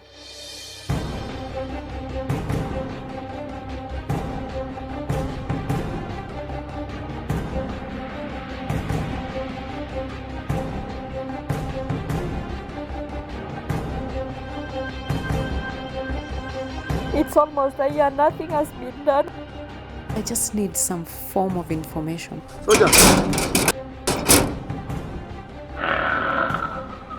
Dr. Mugo Wairimu first hit the headlines when a video clip showing him raping an unconscious female patient in his clinic. How was a convicted child molester allowed to set up a children's home in the country? NTV News. Bold, balanced, authoritative. The office was shifted from here. It's now in Shimanzi. We were told if we use the tuk-tuk, it's 100 bob to there. It's my first time in Mombasa. I don't know anywhere. Like, look, I don't know anything about Mombasa. With Lipa na M-Pesa, you get more. Lipa na M-Pesa. Every 100 shillings spent on Lipa na M-Pesa earns you an entry into the draw. Do more with Lipa na M-Pesa. Itakuwa vigumu sana kuacha Max. Come on, V.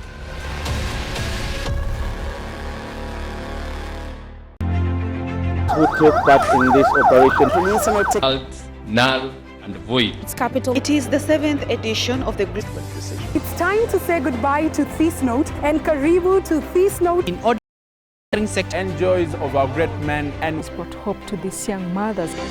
NTV. My name is Nderitu Murithi. I'm governor of Laikipia. Was to be cancelled. Every Thursday evening, it's Lit 360. Here at Lit 360, we put the pop in pop culture. And to live up to that hype, take a look at this.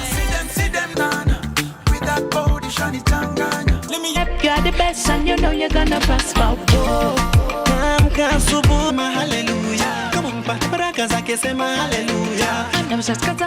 As always, you know we are bringing the heat by bringing you the best in fashion, food, music, and of course, some fun.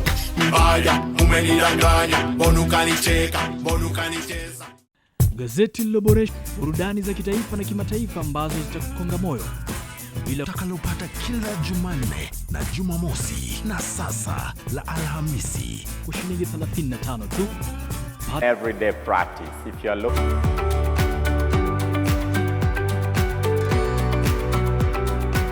What's the value of breathing in and out? Because I hear a lot of that with the yoga. In every movement we do in yoga, there is a breath. Every pose goes with a breath. The more we breathe. Every 100 shillings spent on Lipa na M-Pesa earns you an entry into the draw. Do more with Lipa na M-Pesa.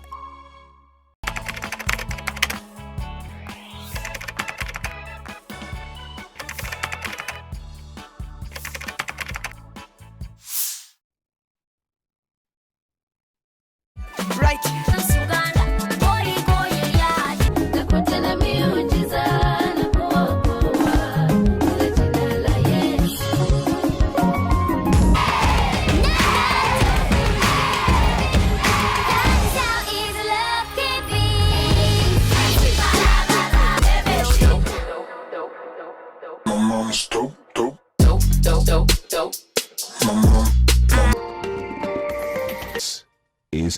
TV.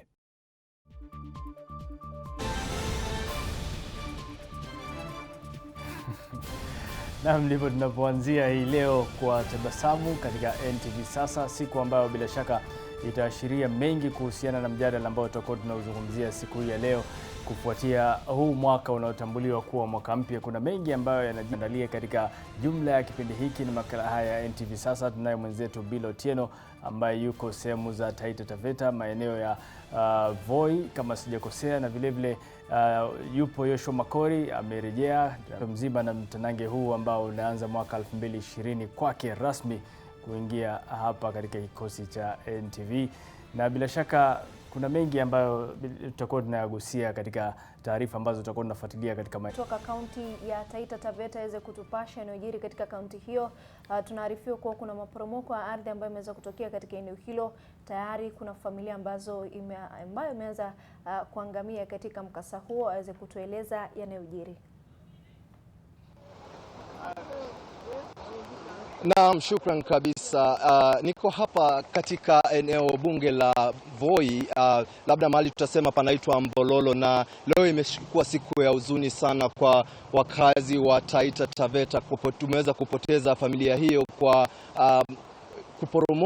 kuporomoka kwa nyumba ambayo ilikuwa imeangukiwa na jiwe ambalo lilikuwa limetoka mlimani. Hii imesababishwa na mvua ambayo imekuwa ikinyesha katika milima ya Ronge, ambapo ni nyuma yangu tu hapa kama unaweza angalia, na mvua hiyo imeweza kuwa na maji mengi, ama imeweza kuwa na hapa kuna barabara ambayo inaelekea katika nyumba hiyo ama katika sehemu hiyo ambako tukio hilo limeweza kufanyika. Barabara imeweza kupasuka katikati na watu wanapata kufariki ama wameweza kupoteza maisha katika tukio hilo. Wameweza kupelekwa katika hospitali ya rufaa ya Moi, ambapo mwili na mtoto ambao wameweza kufariki. Ni swala ambalo ni la kusikitisha sana, na kwa sasa tunafuatilia. Tumeweza wale ambao katika maeneo ya Voi waweze kuwa tayari ama kuondoka katika maeneo ambayo yako karibu na mto mzima. Mwezi ambao uliopita ni kuwa tuliweza kuona familia hizo zikiweza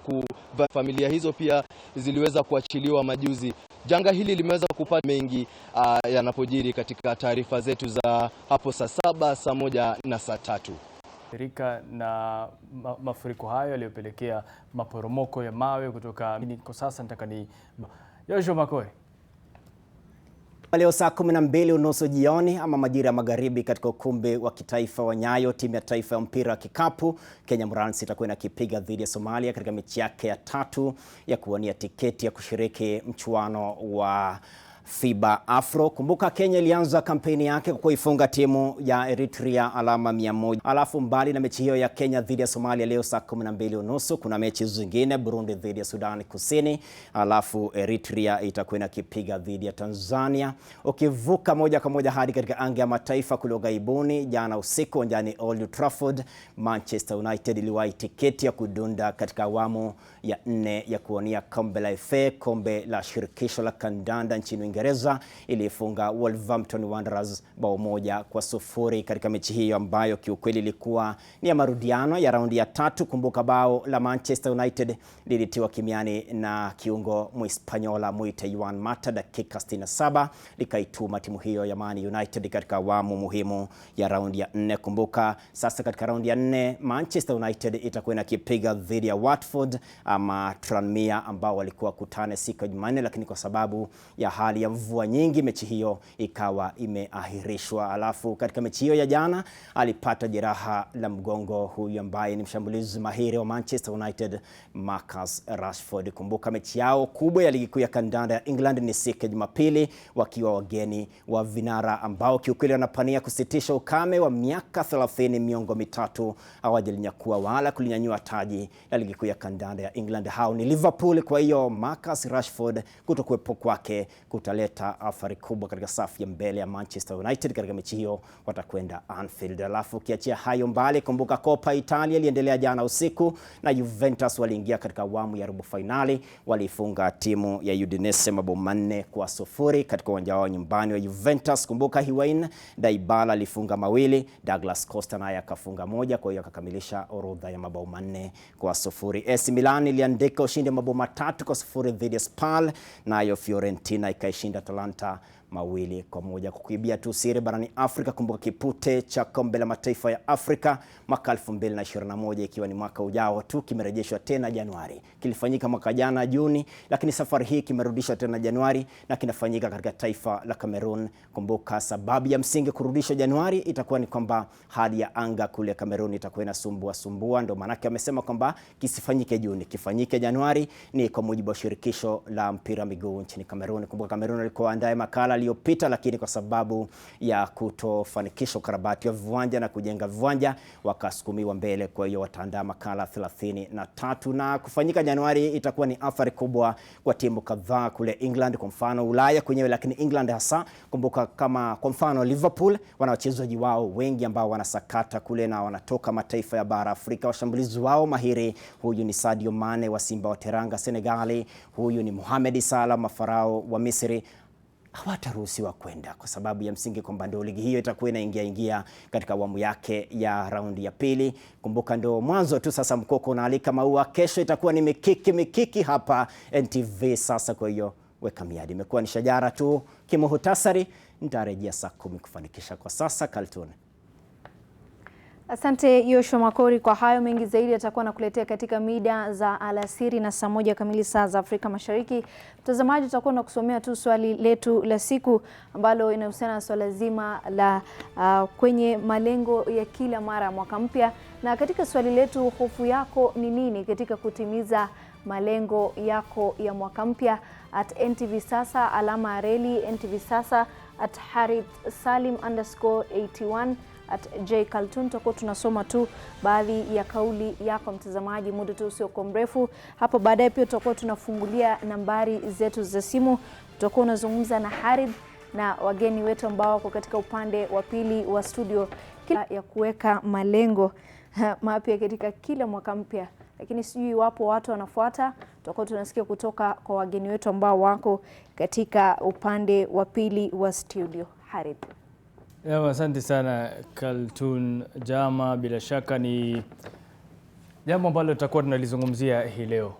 Mwaka mpya, mambo mapya kama wengine wanavyosema, lakini kwanza ningependa kuwatambulisha wageni hapa studio ambao tutakuwa tunachanganua masuala haya, na sitaki kuwasemea, kila mtu na jina lake, kila mtu na mdomo wake, kwa hiyo tutaanza kule mbali kidogo na mimi. Kwa majina mimi naitwa Sami Karanja. Mimi ni mkuu Small Trade Association of Kenya. Wanabiashara ambao ni wale wadogo, akina mama mboga, watu wale pia wanaleta mizigo kutoka China. Tuko na hiyo association ambayo mimi ni CEO. Ndio. Wafanyabiashara wadogo, ila mchango wao ni mkubwa katika kukuza uchumi. Bali na wewe kuna mwenzako karibu yako. Kwa majina naitwa Nancy Kabiru. Mimi ni mwana saikolojia. Sana bila shaka tuone kama saikolojia zitasaidia kukwamua nchi katika matatizo. Nafanya kazi ya consultancy, nafunza watu mambo ya strategy, mambo ya personal financial management na pia mambo ya uongozi ama utawala, leadership. Bila shaka kila mwaka watu wanataka kujua ni jinsi gani ya kupambana na hali ambayo inawapelekea. Tunajadili kwa kina na hatimaye hapa karibu yangu. Mimi nami naitwa mchungaji Simon Kariuki. Nafanya kazi ya Mungu na huduma naitwa In His Presence Chapel hapa mjini. Asante. Basi ndio kama hivyo, wageni wanne hao, kila mtu kutoka taaluma tofauti, ambao kila mmoja atakuwa anatoa mchango wake kuhusiana na yale ambayo yanatukumba, na hususan mwaka huu ambao umeanza na tayari tumeufikisha, ama mwezi wa kwanza tumeufikisha kati, tumeugawa kati. Kwa hiyo tutakuwa tunazungumzia ni mambo gani ambayo labda huenda yakawa ni bora kuyafuatilia katika kujipanga katika maisha ya mwaka huu. Kumbuka ni nchi ambayo pia inahitaji maombi kwa wingi, ndio maana pia tunaye mmoja kati ya viongozi wa kidini kutokana na masuala ya kisiasa ambayo tunaona yanavyoendelea humo nchini, kwa sababu jambo ambalo linaonekana liko dhahiri shahiri ni kwamba Uchaguzi uliisha wiki ijayo. Kwa hivyo tunaomba masikizi yako wewe popote ulipo na mchango wako ima katika mitandao ya kijamii ama vile vile kupitia nambari zetu za simu ambazo baadaye zitawekwa katika kiwambo chako tuweze kujadiliana siku hii ya leo. Na swali kama mwenzangu alivyouliza ni kwamba haya mambo ambayo watu hupanga kuyatekeleza katika mwaka mpya, wewe pale ulipo hofu yako ni ipi katika kutekeleza au kutimiza malengo yako ya mwaka huu mpya? Kwa moja tunaanza kikao chetu na mazungumzo yetu na Sami. Mwaka mpya, mwaka 2020.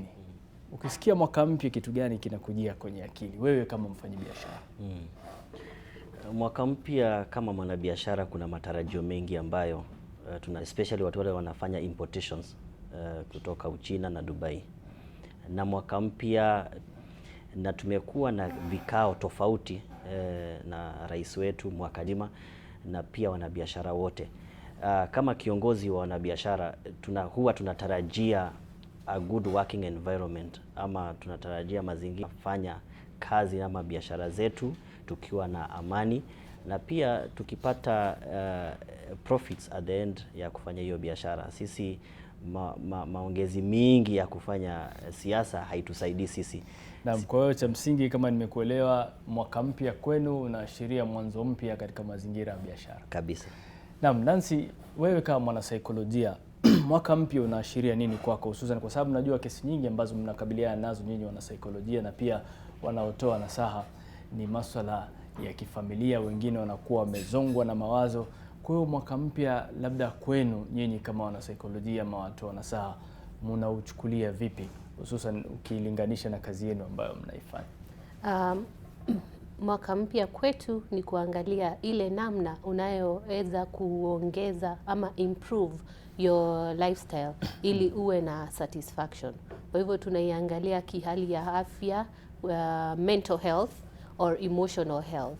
Hayo ndio mambo mawili ambayo your relationship status, what is your spiritual status, what is your income level, what is your health status. Ukiangalia kila sehemu katika hizo viwango utaweza kujipa resolution ambayo utaweza kuachieve na ambayo utaweza itakupa furaha ama manufaa. Asante, tutakuja kuyazungumzia hapo kwa sababu wengi huweka maazimio ama resolutions ambazo baadaye zinawashinda kutekeleza. Kobe, karibu sana. Shukrani. Hebu tueleze, maanake wewe ndio umekalia kiti kizito, masuala ya kifedha na ushauri wa kifedha.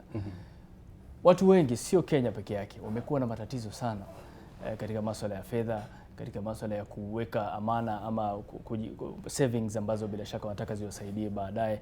Kwa hiyo mwaka mpya kwanza, mwaka ukianza, kwa sababu tunajua mengi mtu amepitia katika mwaka uliopita. Katika mwaka mpya nyinyi kitu cha kwanza kuwashauri wateja wenu ni kipi ili angalau waweze kufanikisha malengo yao katika masuala ya fedha? Naam. Swala la kwanza ni kuweza kujitambua, kuweza kujielewa kama mtu binafsi, na pia baada ya kujielewa ni vyema kujua mipangilio ambayo uko nayo kwenye huu mwaka. Kama vile mwenzangu amekwisha sema, ni vyema kupanga mipangilio tofauti kulingana na kila sehemu ya maisha yako. Tunaangalia mambo ya kiafya, tunaangalia mambo ya mko pamoja nao, tunaangalia uhusiano wako na biashara ama wana biashara ambao mnafanya nao kazi, na pia tunaangalia mikakati ambayo unapangilia pesa zako. Na hapo ndipo tunajulisha watu ni vyema kwanza kulipa zile tax ya ushuru. Ukishalipa ushuru kama ukishalipa ushuru ni vyema kutoa fungu la 10. Najua kama kuna mchungaji wako hapa, ndipo Mungu aweze kukubariki. Baada ya kutoa fungu la 10 ni vyema kujilipa, kuwa na ile percentage ambayo utaweza kujilipa.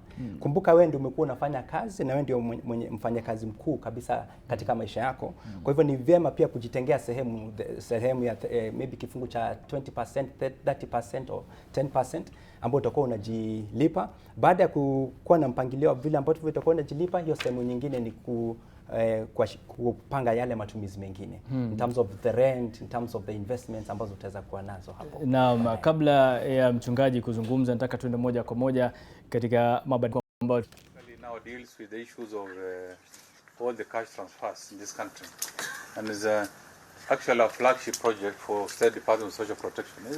Is that the person? Where the planning team, if you are here, just raise your hand. That I mentioned, isn't it? Finance, procurement. Bas karibuni, please take your seats. Good. Omeriko. NITA. NITA is the National Industrial Training Authority.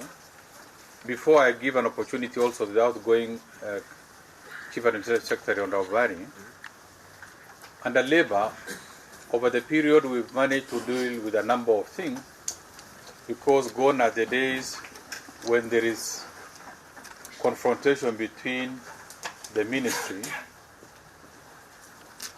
and the unions or the employers. We've created a synergy center of our engagement because the desire for more better. So what we have done is that we work so hard between the tripartite arrangement that we engage on all the time. The institution of the labor,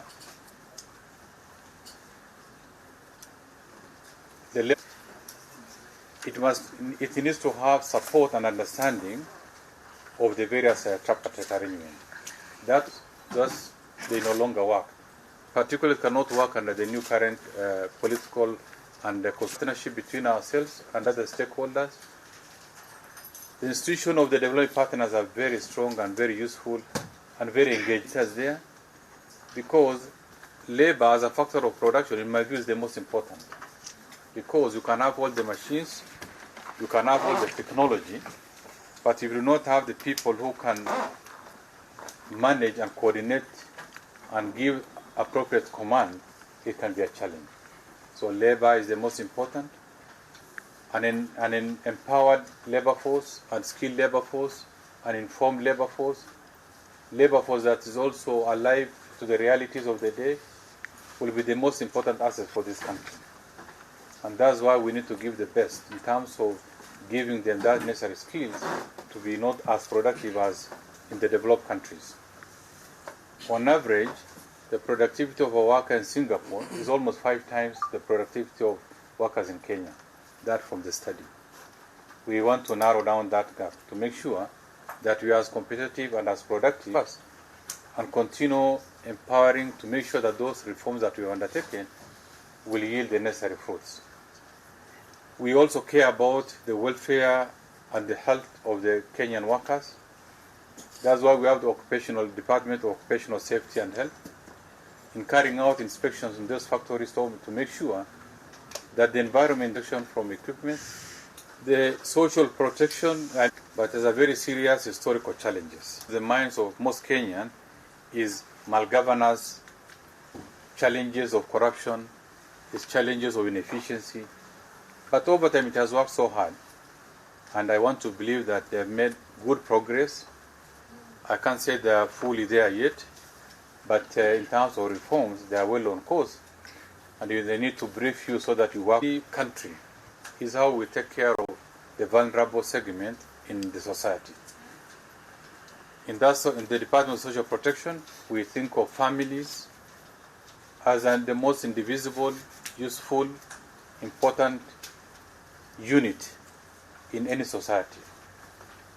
We deal with issues of disability, we deal with issues of children, we deal with issues of people who cannot be on their own, people who requires the goodwill and understanding of the rest of the country.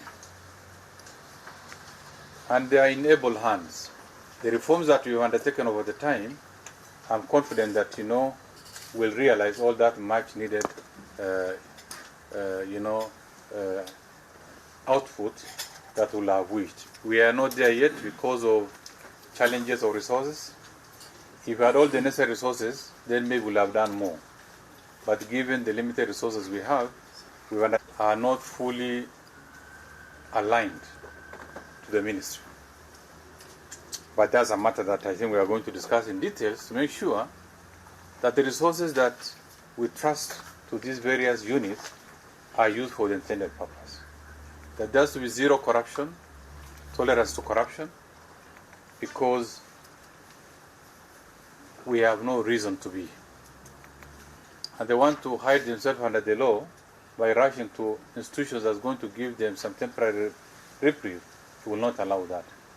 And I think that is we expect you to do the same, to make sure that you know what belongs to the children are given to the children without any corners, without any challenges. Waziri, the most important, the flagship project of this State Department is the cash transfer. We are administered about a budget of 26 billion, should have actually been up to 30 billion, but because of inadequacy of budgetary support, we are not there yet. Under this, we handle the elderly, the orphans and the vulnerable, and people living with severe disability. The reforms that we have undertaken to make sure that you know that money meant for a beneficiary X reaches that beneficiary on time, in the same amount, and at their convenience. And also making sure that you know they have that necessary dignity, so that not everybody knows that they are on this cash support program. That means you know we have incorporated, and each of them run their own personal accounts, and we conduct transfers by monthly. After every 2 months, they get the snippet, and it's up to them to use that money as and when they require. And they don't have to do all that money at once. They can do savings.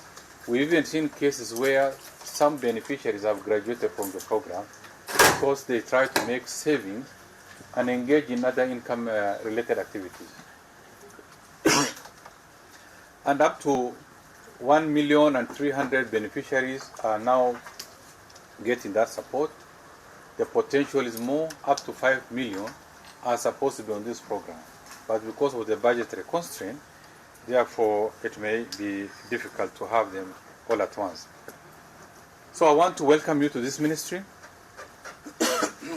The perception out there sometimes, they don't realize how important this ministry is.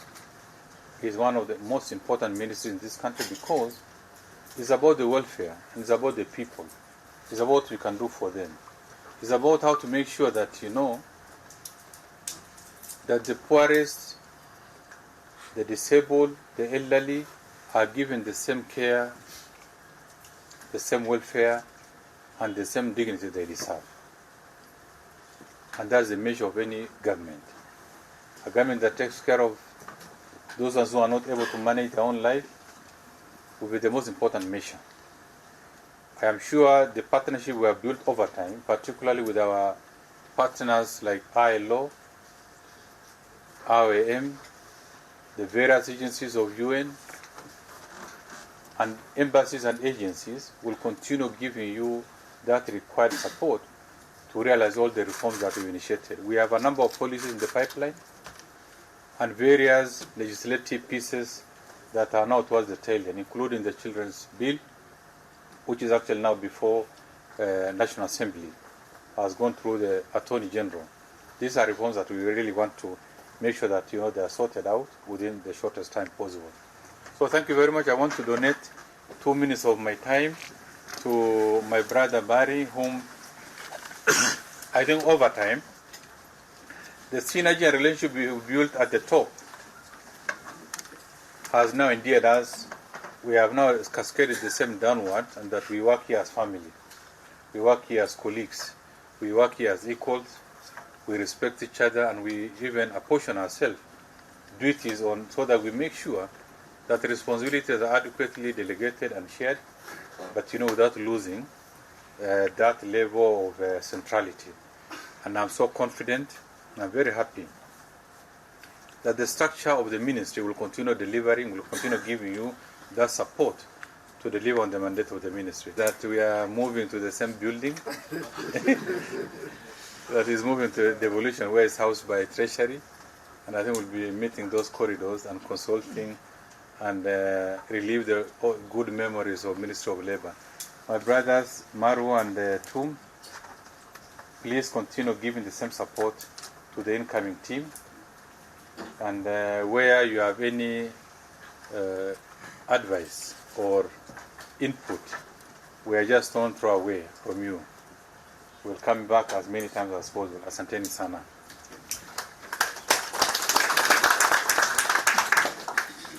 Thank you, Waziri, Ambassador Kure Hatani, Waziri Chelugoi, my brother Olentutu, PS Tum, PS Marwa, the rest of us present, plus the media. Good morning. Good morning. Mine really, I was just praying that the outgoing CS was going to forget a few things, but every time I listen, because I was also zeroing down on a few issues to talk about, I realized he refused to forget. So I'll be very, very brief, and perhaps at the risk of repeating what he has said, but probably differently. I want to welcome Waziri Chelugoi and my brother Olentutu to this ministry. I want to say quite clearly that this ministry, you require a lot of soft skills as opposed to the other skills. You require a lot of soft skills. We don't use force here.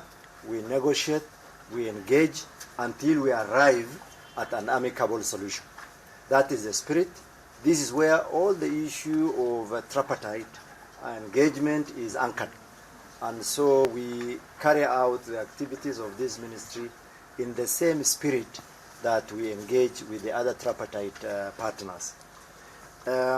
This ministry shughuli ambayo inaendelea kwa sasa katika upokezaji mamlaka ya Wizara ya Leba Kuriatani yanaelekea katika Wizara ya Fedha. Kwa hiyo anamwachia majukumu Chelugoi kuendeleza yale ambayo alikuwa yameanzishwa katika wizara hiyo, na kama alivyozungumza hapo ni kwamba ni mambo ambayo yanahitaji ushirikiano katika mabadiliko yote ambayo yanafanyika kwa lengo moja tu, kuleta maendeleo na kuimarisha maisha ya Wakenya kwa ujumla, na ni jambo ambalo Wakenya wengi wanatarajia kuliona kutoka kwa viongozi, kwa sababu kauli hizi zimekuwa chungu nzima, zimekuwa nyingi sana, ila utekelezaji ndio kidogo umekuwa na mapungufu. Kwa hiyo mbali na hayo tutakuwa tunakujuza ushirikiano wa EACC na vile vile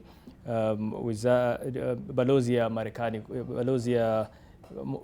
balozi wa Umoja wa Ulaya, na wanazungumzia masuala ya ufisadi humo nchini, mambo yako vipi. Tutakuwa tunakuangazia pia hayo baadaye kidogo, lakini tunarejea hapa studio katika mjadala wetu ambao ulikuwa tumeuanza, na kila mmoja kati ya wageni wetu alikuwa ametoa kauli yake, isipokuwa kiongozi wa dini ambaye ni Pastor Simon. Hebu tueleze kuhusiana na huu mwaka mpya, nyinyi kidini mnaochukuliaje? Kwanza kabisa kitu cha msingi na kufahamu ni kwamba kanisa ina jukumu moja la kulisha watu kiroho. Ina maana kwamba lengo letu sana kubwa ni mambo ya rohoni. Na tukishasema mambo ya rohoni, kama mtu anaazimia mambo katika mwaka mpya, ana mipango mwaka mpya, ana malengo mwaka mpya, tunasema kitu ya kwanza, lazima kwanza aelewe yeye ni nani, ili malengo yake isilenge tu mambo ya pesa, mambo maybe ya kuwa famous ama kujulikana, lakini pia alenge roho yake. Nataka kusema nikisema hivyo, mwanadamu jinsi ameumbwa ni roho. Sisi ni roho. Kwa Kizungu wanasema we are spirits. Na tuko na nafsi ambayo ni soul ambayo inawaza, na tuko na mwili. Sasa tukilenga sana maishani mwetu katika intellect ama katika nafsi yetu na katika mili yetu, tushindwe mambo ya kiroho, utagundua katika mwisho wa safari hii kuna mahala vitu vitakuwa sawa. So tunataka kitu cha kwanza, watu walenge sana mambo ya rohoni. Kama ukiangalia katika taifa la Kenya mwaka huu ya kiroho, nafasi yetu saa zingine kama kuongoza taifa kwa mambo ya rohoni, na tufahamu kwamba katika utawala wote kuna utawala wa rohoni, kuna utawala wa mwilini, na dunia yote inatawaliwa na mambo ya rohoni. So kicha kwanza tunahimiza ni kuwe na ufufuo kanisani, inaitwa revival kwa Kiswahili, kwa Kizungu. Alafu kanisa lirudi kwa nafasi yake. Alafu hata kama watu wanafanikiwa, wasifanikiwe tu kifedha, kimaisha, lakini roho zao zinaangamia. Haya, sawa. Kanisa ni jukumu lake kuwalisha watu kiroho, lakini watu wengi bado wana njaa ya roho. Tutakuja kuyazungumzia hayo. Tumsikize Chelugoi sasa hivi, nafikiri ni fursa yake ya kuzungumza na upokezwa wizara hiyo ya leba. I came to take over the leadership of this ministry. First, Honorable Kuriatani is my friend. and we have a long history of relationship. And I will be looking forward to continuous consultation to steer this ministry to the next level. 2, I also acknowledge the relationship we have had outside the now official, the official relationship that will start today among the top leadership of the ministry. From Kabo, my classmate in high school, to Mahali, my district commissioner in Baringo, and so many faces that I see in the room. I am very happy. I feel at home.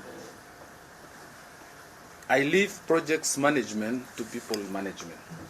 I've been leading projects management where we talk of equipment, machinery, materials, to now issues to do with human beings, to do with children, to do with lives of Kenyans.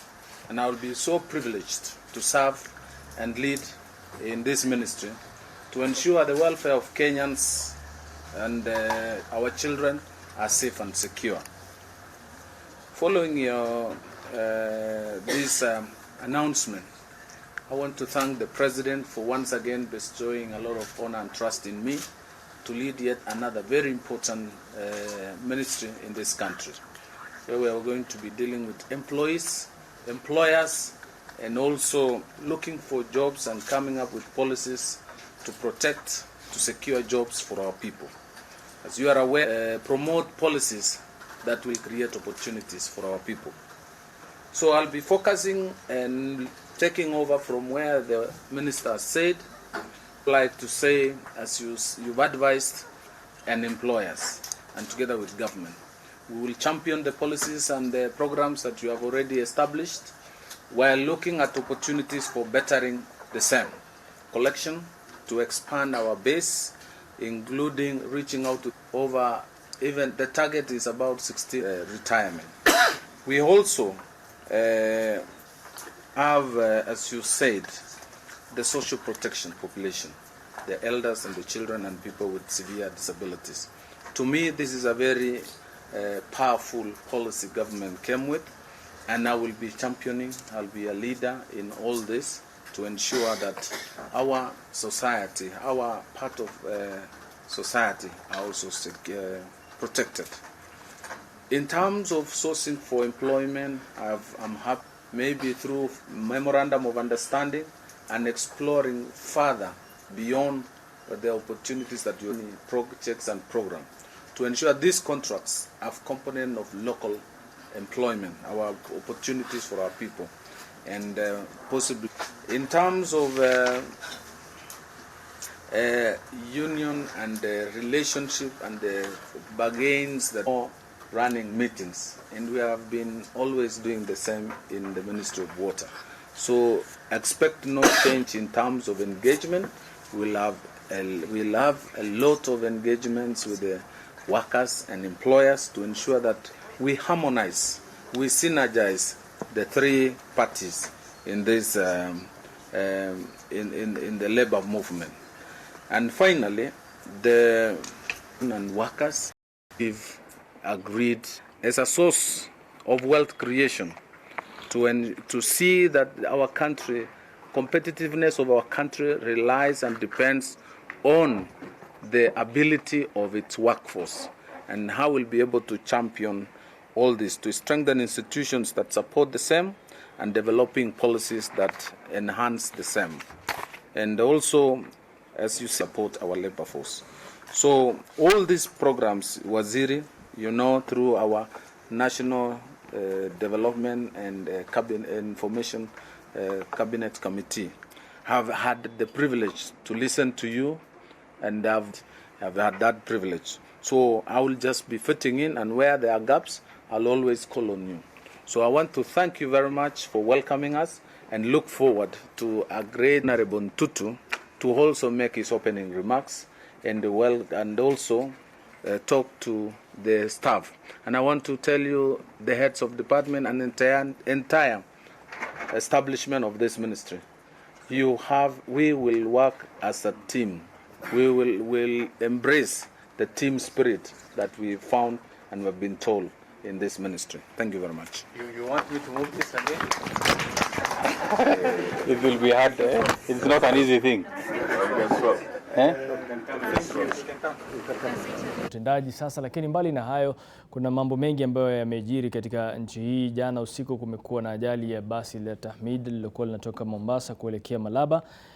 Idadi ya watu waliojeruhiwa ama vipi bado hatujathibitisha kwa sasa, ila tutakujuza baadaye kidogo. Kumbuka pia maeneo ya Voi, Taita Taveta, kuna familia ambayo imeangamia kutokana na maporomoko ya mawe yaliyojiri kutokana na mvua kubwa inaendelea kunyesha katika eneo hilo.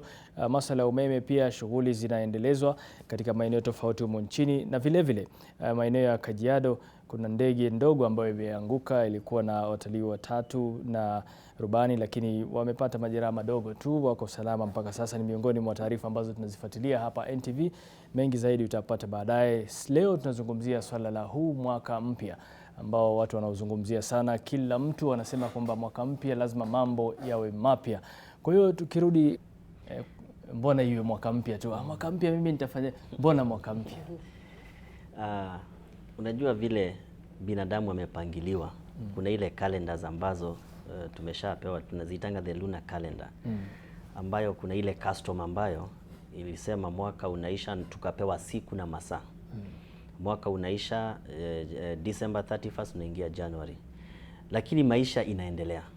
Maisha ni yale yale ambayo unaishi, ama maisha ama mabadiliko ni yale ambayo wewe umesema utabadilika. Mimi kiishi, lakini inanipatia wakati wa kujiangalia. Kama vile pastor amesema, kwanza unajiangalia kiroho, alafu unajiangalia kiakili, alafu unaangalia mambo yale yote ambayo uliona haukuweza kutimiza. Inakupatia wakati kama ile ninasema pause, ufikirie hii kwa kila mwaka. Mimi to keep fit, unasema utaamka saa 10:30 uende kilomita kama 2, inakuwa ngumu ikinafika mahali, lakini ukifanya hiyo mazoea.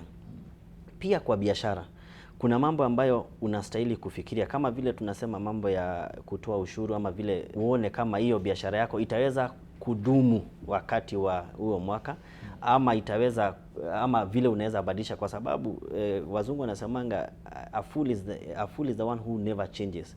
Mabadiliko ikikuja ukose kubadilisha mienendo yako, hapo sasa unaambiwa wewe ni mtu ambaye ni mpumbavu, mtu ambaye hajielewi.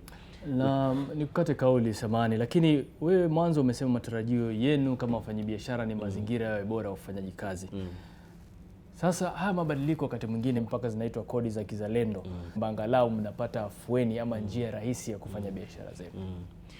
Kama association tumeweza kuongea na serikali. Ya kwanza, sisi tunasema kulipa ushuru ni kujitegemea, kwa sababu kila nchi ambayo watu walipi ushuru hawezi jitegemea. Ya pili, pia nchi watu wale wanalipa ushuru lazima wapate value for their money. Hapo ndipo disconnect iko.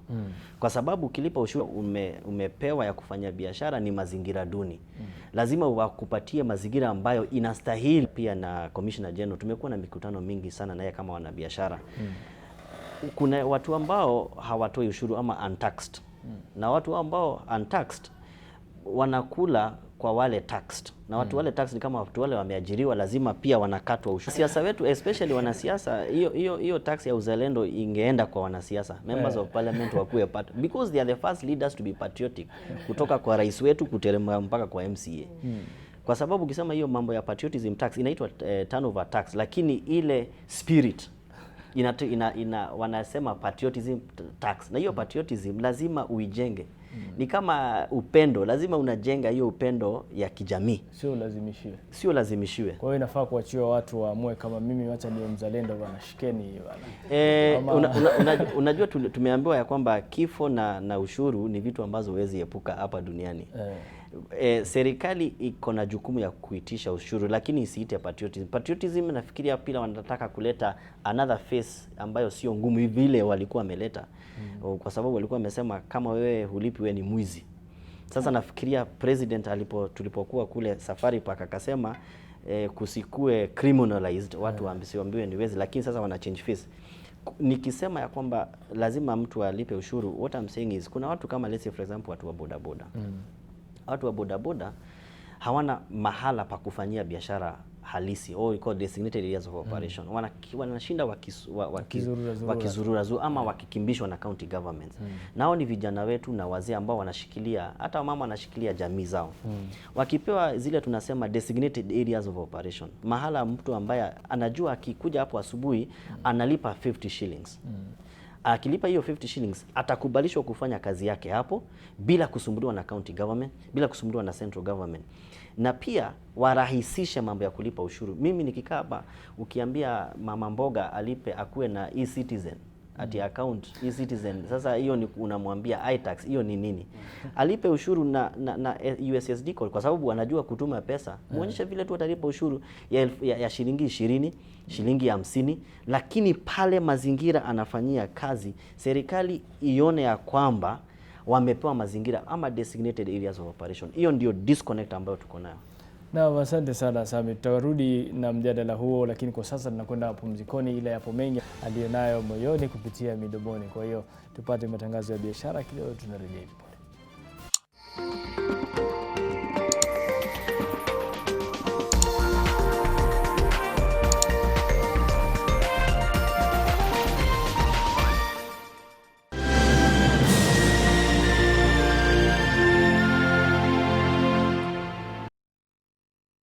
Eldoret Technical Training Institute. Registration for January, May and September 2020 intakes is ongoing. Apply now. Eldoret Technical Training Institute. Growing reputation. Songe mbele na Fiber Mobile. Get a Fiber SIM card today and enjoy bundles at affordable prices. Ground. That's why she was hit by a speeding vehicle. You really have a bad temper. It's making me miss your sister. An allowance? I need lots and lots of money. What is this about? It's about exposing the truth about Governor Del Mundo. From your physical life and get into a healthy mental state. What's the value of breathing in and out? Because I hear the more we breathe in the practice of yoga, we avoid so many injuries. With Lipa na M-Pesa, you get more. Every 100 shillings spent on Lipa na M-Pesa earns you an entry into the draw. Do more with Lipa na M-Pesa. Yeah, we give thanks like we really supposed. We have to give thanks like we really supposed to be thankful. Every Thursday evening, it's Lit 360.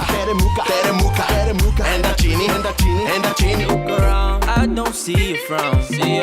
Everybody's having the time of their life. Here at Lit 360, we put the pop in pop culture until Leave me alone. If you can keep up with the Jones, I'd rather climb Bali, don't be coming to my zone. God's sunshine is shining. Take a step, you're the best, and you know you're gonna prosper. Myself how to cook. fashion, food, music, and of course some fun. This is Lit 360, and it's about to go down. Wewe ni mbaya, umenidanganya. Wewe ni mbaya, umenidanganya. Bonukani. Nasikia kwenu nyinyi ni wachafu mpaka sabuni ya maji nasengenya. Nasikia kuku zenu ni noma hadi zinacheza rugby na mayai. Long neck. So I am going to cut it out. One leg is going to be straight and the other one is going to be bending. I am an artist, designer, a model, and I can also sing. Support your kids' talent because we are the future of tomorrow. With Lipa na M-Pesa, you get more. Lipa na M-Pesa. Every 100 shillings spent on Lipa na M-Pesa earns you an entry into the draw. Do more with Lipa na M-Pesa.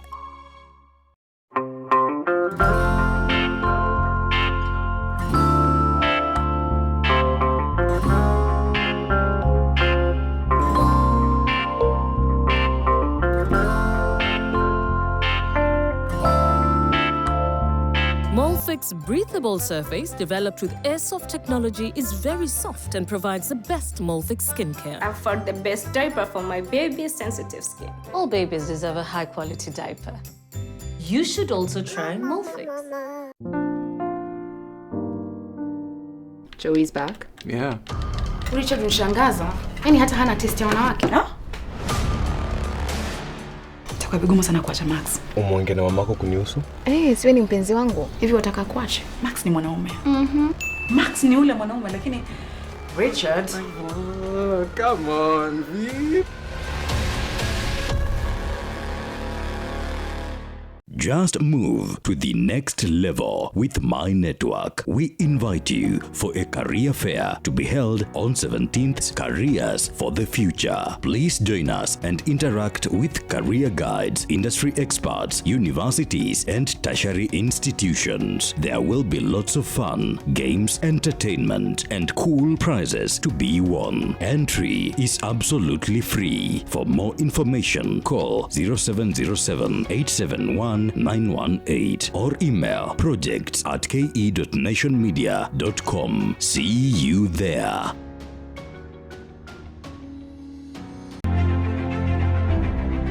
Every day, NTV News team moves you to the center of the action. The security forces who took part in this operation. Police are not taking anything to chance.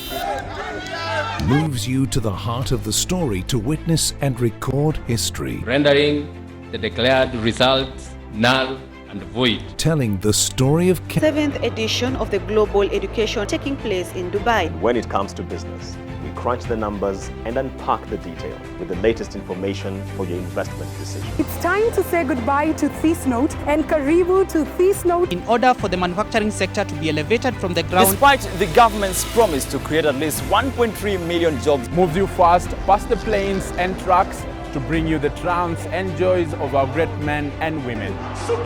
Moving stories that touch our hearts. I didn't know that I could go back to school. The Back to School program has brought hope to these young mothers. NTV News. News that moves you.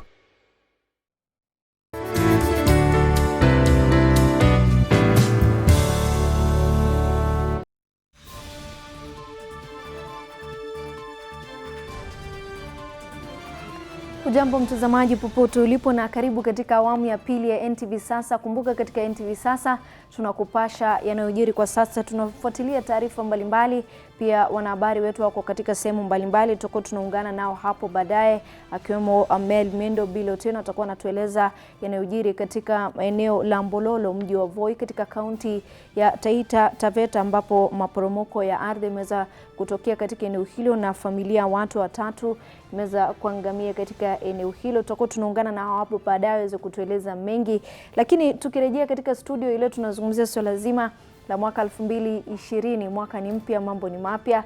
Katika swali letu la siku tulikuwa tunauliza hofu yako ni nini katika kutimiza malengo yako ya mwaka 2020 ama mwaka mpya.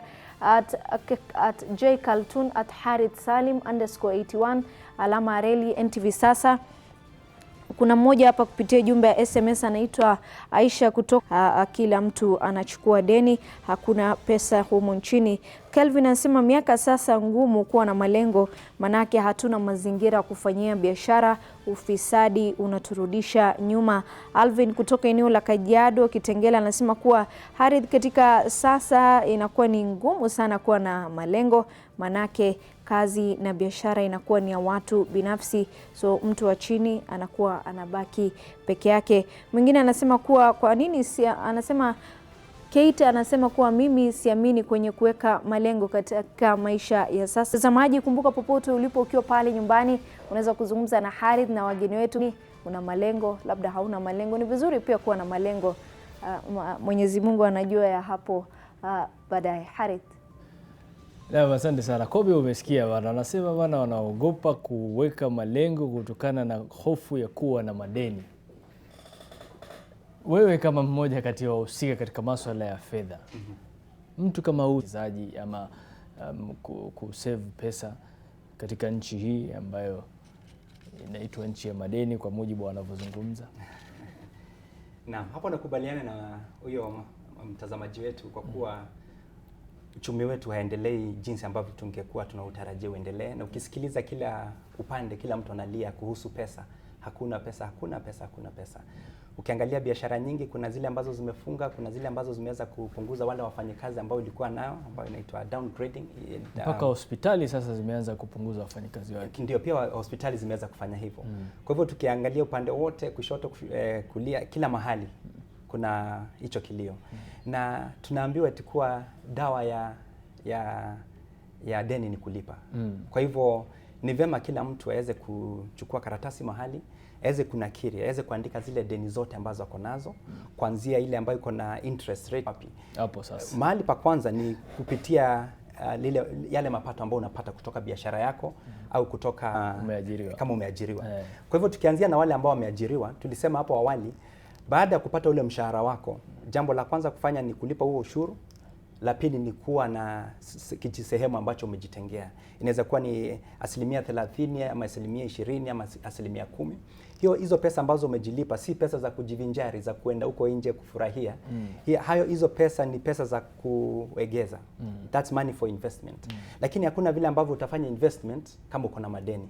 Kwa hivyo jambo la kwanza, hiyo 10,000 ama 5,000 ambao umeweza kujilipa, isukume kwa ule upande wa madeni. Uweze kulipa lile deni ambalo liko na asilimia juu kabisa. Jambo la pili ni kuangalia yale madeni ambayo ni kiasi kidogo. Unaweza kuta uko na deni la 3,000, 2,000, 1,500 shillings. Yes. Kwa kisaikolojia you'll feel a lot more relieved ukiweza kulipa haya madeni madogo. Yes. Ndipo at least uweze kubakisha madeni machache yale ambayo unaweza kuendelea nayo.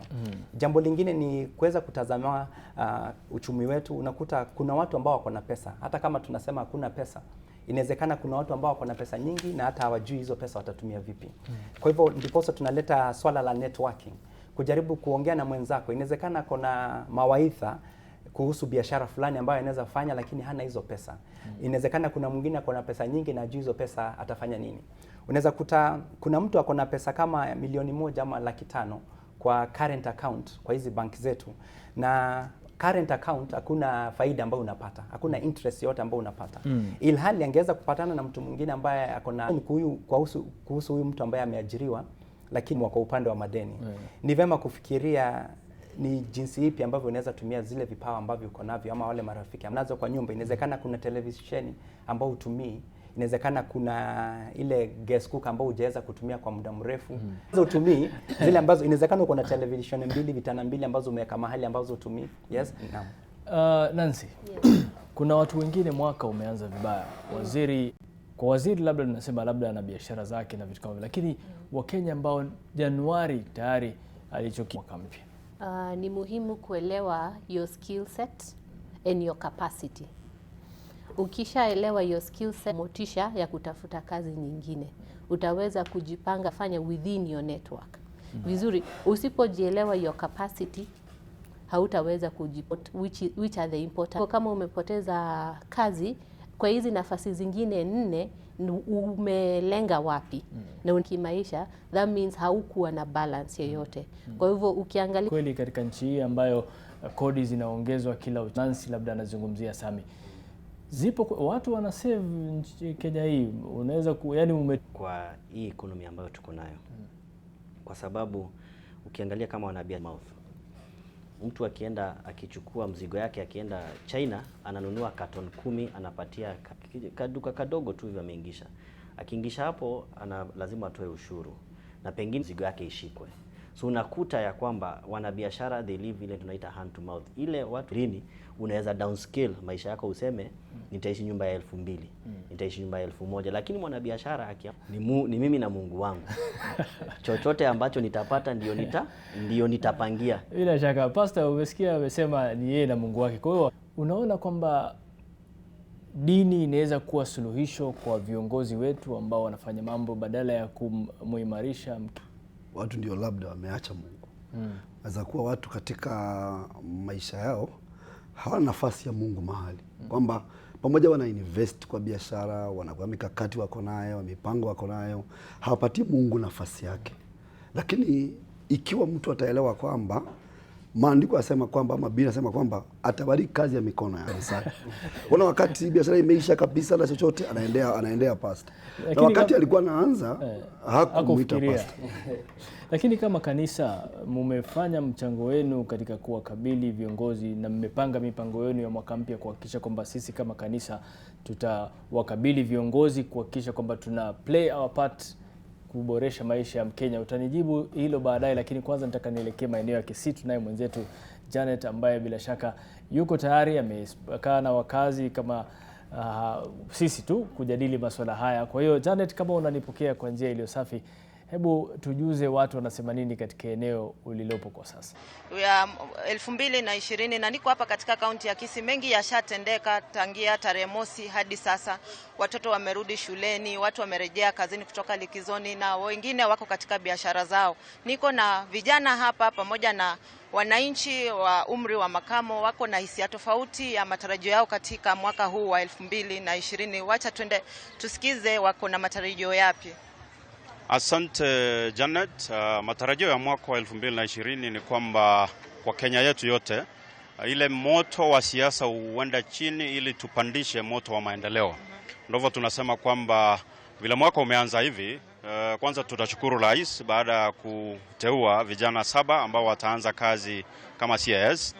Asua kutoka eneo hili, Morini Mbaka na mwingine anaitwa Enoch. Kwa hivyo tunasema moto wa siasa ukuje chini na tunatumai kwamba ujumbe utaimarika, vijana wapate kazi na maendeleo iwe sasa ni sisitizo kwamba vijana sasa watafute kazi ama wapewe kazi.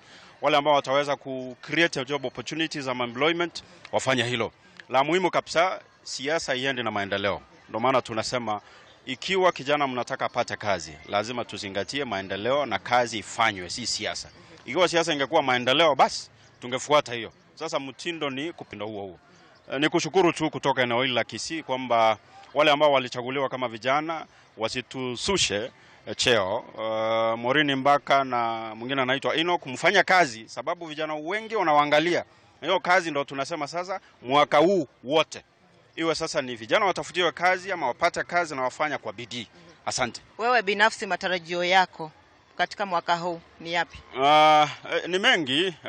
Kuna vijana ambao ni viongozi wanataka kuenda siasa, lakini siasa iko 2022 kwa wakati huu. Uchumi imarike, pesa ingie kwa mfuko. Hapo ndo tunatarajia kama Mkenya yeyote, hata mimi natarajia mfuko uwe na kitu. Biashara ambazo tunafanya tuwe, hata kama kuna tax, tuwe tukipata pesa ambazo tutalipa tax na kitu kidogo kibaki ambacho kitatusaidia. Asante sana Bwana Orioki. Niko na kijana mwingine hapa ambaye ni mwanabiashara. Ataenda kutuambia matarajio yake ni yapi na mwaka uliopita matarajio yake aliyatimiza ama namna gani? Kwa majina. My name is Job Kenanda Nyakundi. First of all nataka kwa majina yangu ni Job Kenanda Nyakundi. Na kwanza kabisa nataka kuchukua fursa hii just to say to all Kenyans happy 2020. Na huu mwaka kulingana na vile imeanza mzuri vile. Pesa haiko tu kusema ukweli kwa ground.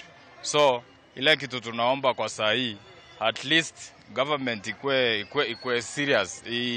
Ikue serious, at least wajue vile uchumi itapandishwa, kila Mkenya at least apate kupata chakula kwa meza. Shukran kwa kauli hiyo yako. Harith, vile umesikia watu hapa kwa ground ya Kisii wanasema hela haipatikani kwa urahisi, na kuna mwingine hapa naye ako na kitu ambacho kinambana sana. Nitakushikia. Mimi nafurahia kwamba BBI imeweza mambo mazuri hapa Kisii. Inaomba naangalia kwamba wale tunataka kuona wale watu wanachukua mali wanaweka alafu wengine wanaumia. Hiyo nasema ni kitu ya maana kuliko watu wa kule wengine wakae bila. Asante sana. Wengi hapa bado wako na hiyo mjadala ya BBI, wengine biashara zao hazifanyi vizuri na vijana wengi wanatarajia kupata kazi mwaka huu, na kama hakuna kazi labda waanzishe hayo. Wengi watakuwa ni mtazamo ambao wengi watakuwa nao huko nchini, lakini ndio kama hivyo. Sasa hivi nataka tuungane naye tena Bill Otieno kutoka kaunti ya Taita Taveta, tujuze ni yapi ambayo umeendelea kutokana na mkasa huo wa maporomoko ya mawe kutoka eneo hilo. Mpaka sasa hali iko vipi, Bill Otieno? Naam, shukran kabisa. Usiku wa kuamkia leo, ambapo kama unavyoona, kama mpiga picha wangu Chris anaweza kuonyesha, ni kuwa kumekuwa na mporomoko kutokea juu, na inaonekana kuwa hii ilikuwa ni maji ama udongo uliweza kunyonya maji na kuwa na mporomoko wa mawe, na jiwe hilo likaweza kushuka chini na kuweza kuangukia nyumba hii ambayo unaiona hapa kwa sasa. Ni nyumba ambayo ilikuwa na baba na mama na pia na mtoto mmoja ambaye alikuwa na miezi 11. Wananyunga hapa kwa sasa. Leze, tukio hili limekupata, ulihisi vipi? Kwa majina naitwa Eugene Mitchell. Mimi ni first cousin wa deceased. Nilikuwa nimetembea hapa Taita jana. So mwendo saa 11 asubuhi nikapata simu. Nikaelezewa kuna jambo limetokea kwa shangazi. Na bado mvua inanyesha. Mvua ilianza kunyesha saa 3 uje nifike hapa nione what has just happened. So when I arrived, in fact I just found that the bodies had been retrieved and they've already been kept in a room somewhere. And immediately the police had arrived, the county government officials wamefika pia so quickly and swiftly, despite that the roads were not also very good because of the heavy.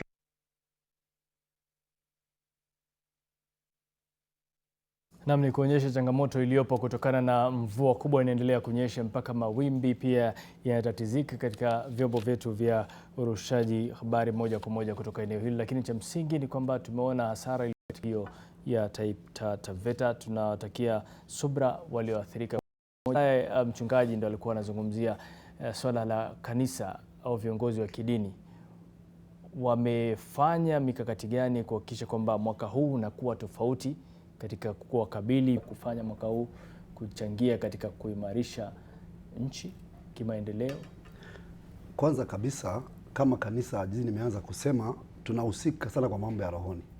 Na kanisa mkono wake ambao ni maana, ukiweza kusimama na kuelekeza watu kanisani na makanisa yote ifunze watu njia za Mungu, kuna vitu mingi itaanza kubadilika kwa taifa polepole. Alafu kitu kingine ni kanisa pia liweze kuombea taifa. Tuna jukumu kubwa sana la kuombea rais, kuombea viongozi wote, maana kuna vitu nyingi sana tunaweza kusimamisha kwa maombi. Ukisoma Biblia, kuna wafalme hata walitolewa tu na watu wa kidini, watu ambao walimjua Mungu na wakawatoa. Kama mfano, mtu kama Elijah alimwambia mfalme moja Ahazia kwamba kitanda ulichokilalia hautatoka, na kweli yule mfalme akafa. Tuseme tuwe viongozi, inamaanisha kwamba kama kanisa tuna jukumu kubwa la kuongoza watu kwa njia inayofaa. Kama mfano, tukipinga corruption kwa serikali, kanisa pia isiwe na corruption. Kanisa lenyewe liwe kioo, liwe linasomwa, linaeleweka vizuri. Sio kanisa lenyewe liwe na migogoro, linapigana, tunakuwa tunachangia vitu zingine hafai tukuchangia. Kanisa lenyewe lisimame katika maombi. Sababu inaonekana pia viongozi wa kidini wamegawanyika kisiasa sasa. Hii ndio tatizo kubwa tuko nalo kwa taifa, kwamba kanisa zinagawanyika kisiasa. Unapata hii kanisa ni ya hii mrengo ya kisiasa, hii ni ya hii. Tukielewa kwamba cha kwanza, kanisa hatukuji kufanya siasa, na sisi tuna sababu moja ya kusimama na taifa. Tuombe rais, maana na kuhakikishia kwamba rais akiombewa vizuri, hata uamuzi zake zitabadilika. Naona nzige ama locust wamevamia nchi sasa. Yes. Ina ishara yote kidini kwamba labda mambo ni mabaya ama... Mara nyingi katika Biblia ukiona nzige zimetokea, inakuanga ni mapigo. Ni kama judgment ya Mungu. Lakini tutasema ni judgment ya Mungu, lakini vitu kama hizo zikitokea lazima kuja mwaka mpya. Nafikiria ni tuombe tu sana na tumwamini Mungu, sababu hizo nzige zikavuma zivume basi. Baada katika Misri, wakati Farao alikuwa anapigwa na Mungu, walitumiwa nzige na zilikuwa mpaka zinazuia jua isiwe. Lakini nafikiria tukiomba na tusimame kama kanisa, taifa itakuwa sawa. Yes. Haya, wacha tuishi kwa imani, manake ndicho kilichobakia kwa Wakenya, kuishi kwa imani. Lakini nataka niji kwako Kobia. Kwa nini watu wanashindwa wanaweka maazimio lakini wanashindwa kuyatekeleza, hususan katika mambo ya kuweka savings Kwa mfano mtu atakuja na katika mitandao ya kijamii kuanzia mwaka jana, kila mtu utakuta ana post savings 12 month saving plan ama 52 week saving plan. Yaani mipangilio ya kuweka savings ya wiki 52 au mwaka mzima. Utakuta siku ya kwanza labda ni shilingi 200 anaweka. Siku ya pili baada ya wiki kuisha ikifika 1,500 baadaye njaa inamshika, unakuta amekwenda kuzinyofoa, anaziingiza mahali ambapo anaona pa. Kwa nini watu wanashindwa kutekeleza maazimio yao hususan katika kusave pesa? Shukran. La kwanza ni self discipline. Ile kuwa na ile jinsi ya kujiongoza, kujitawala. Ukijiambia ufanye jambo unaweza kulifanya. Unakuta kuna watu wengi sana uko na ule mpangilio lakini uko nao katika akili yako. Na ukiweza kuwa na mpangilio wowote, ni vyema kabisa kuweza kunakiri, kuweza kuandika mahali. Na the moment you write it down, ukiweza kunakiri after 1 month, after 1 week, utaweza kusema nilisema haya ndio mambo ambayo ningetaka kuangaza, kuyaangalia huu mwezi au huu mwaka. Lakini bila kunakiri, bila kuandika inakuwa vigumu sana. La pili, unakuta you've made your decisions out of emotions. Unaona kila mtu anajenga nyumba, pia unataka kujenga. Unaona kila mtu anafanya saving ya 10%, pia unataka kufanya savings ya 10%. Kwa hivyo ni vyema kabisa kuweza kufanya ile tunaita clarification. Kwanza unaweza kujiuliza swala langu kuu ni lipi? What is that thing that I really want to run with in this year? Kutoka hapo najiambia kwa huu mwaka ningetaka kuangazia haya maneno. Namba ya kwanza ni hii, namba ya pili, namba 3, namba ya 4. Then kutoka ukishafanya hapo ni vyema kukuja na kitu ambacho tunaita budget. Na budget ni ule mpangilio wa hela. Unajiambia matumizi yangu ya pesa huu mwezi, huu mwaka yatakuwa hivi na hivi. Lakini unakuta watu wengi pia baada ya kutengeneza hiyo budget hukuji na kitu ambacho tunaita prioritization listing. Baada ya kutengeneza ile budget yako, ni vyema tena kurudia kwa hiyo budget. Unajiuliza nikipata shilingi 50,000 ama nikipata 10,000, hiyo pesa ndazielekeza upande upi? Matumizi yatakuwa yapi? Kutoka hapo kwa ile budget nasema hii ndio priority yangu ya kwanza, hii ndio priority yangu ya pili, hii ndio yangu ya 3, ya 4, ya 5 na ya mwisho. Kwa hivyo sitatumia pesa kwa priority yangu ya namba 7 kabla nitumie katika priority yangu ya nambari 1, ya nambari 2, 3, 4, 5. Kwa hivyo nakuta the moment I don't have that prioritization listing, nitakosa ile nidhamu, self discipline.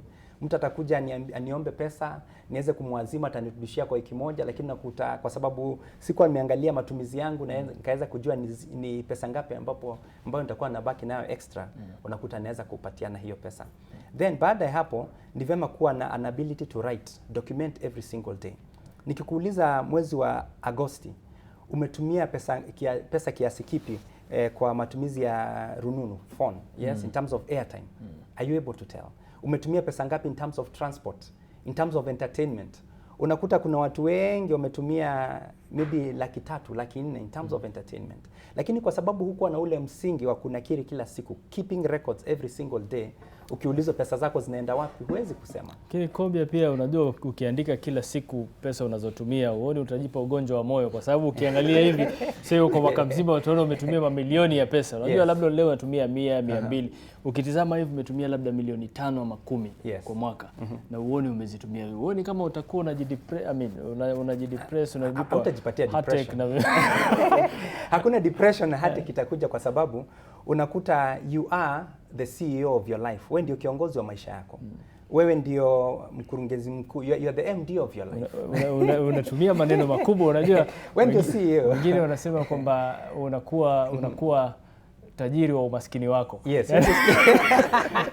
Au mkurugenzi wa umaskini wako. Wewe ndio mkurugenzi wa umaskini wako. Wengine hawana hata hawajui leo watakula nini. Kwa hiyo unajua ukisema mtu uandike chini hivi kile ni utakachokifanya ama vitu kama hivi inakuwa wengine inakuwa hawakuelewi. Labda tujaribu kuwapa matumaini watu kama hao. Kuna watu ambao hawajui leo. Haya maji kuna wengine hata kuyaona hawajayaona. Hata hana pesa ya kubudget. Kwa hiyo hata ya kununua hiyo kalamu ya kuandika hiyo budget. Watu kama hao tunawapa ushauri gani katika maandalizi na mipango yao ya mwaka kuhakikisha kwamba unakuwa tofauti kuliko miaka mingine? Unaandaa kulingana na wewe mwenyewe. Wewe binafsi umeweza kutimiza malengo gani mwaka ulioisha, na mwaka ambao unaanza unatarajia kutimiza jambo lipi?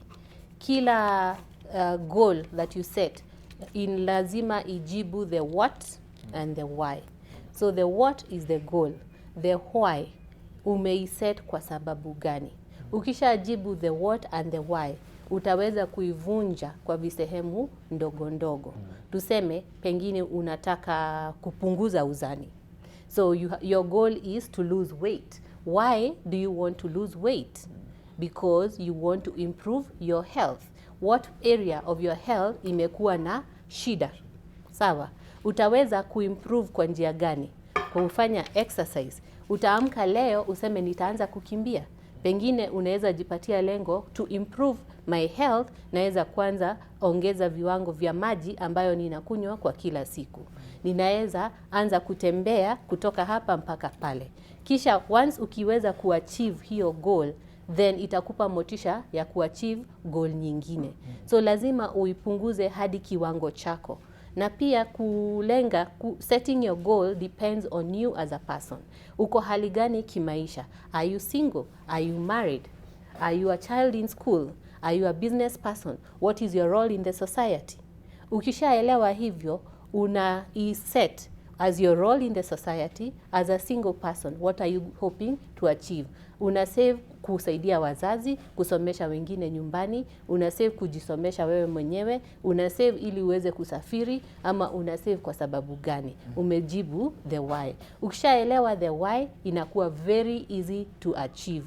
Lakini yale mambo ambayo yako out of your control, tuseme maybe what the government imposes, ukishaanza kuyafikiria, umeanzia at a negative ground. Na ukianza at a negative ground, ni very hard kufikisha malengo ambayo umeset. Kwa hivyo goals zako lazima ziwe kwa positive aspect of your life. Lakini Nancy, utakosaje kufikiria na serikali imeshasema? Wajua tatizo la pesa lina athari mbili. Pesa lina athari kwamba kuna yule anazo hata hajui azitumie vipi na zinamletea shida. Kuna yule ambaye hana hajui azipate wapi na zinamletea shida.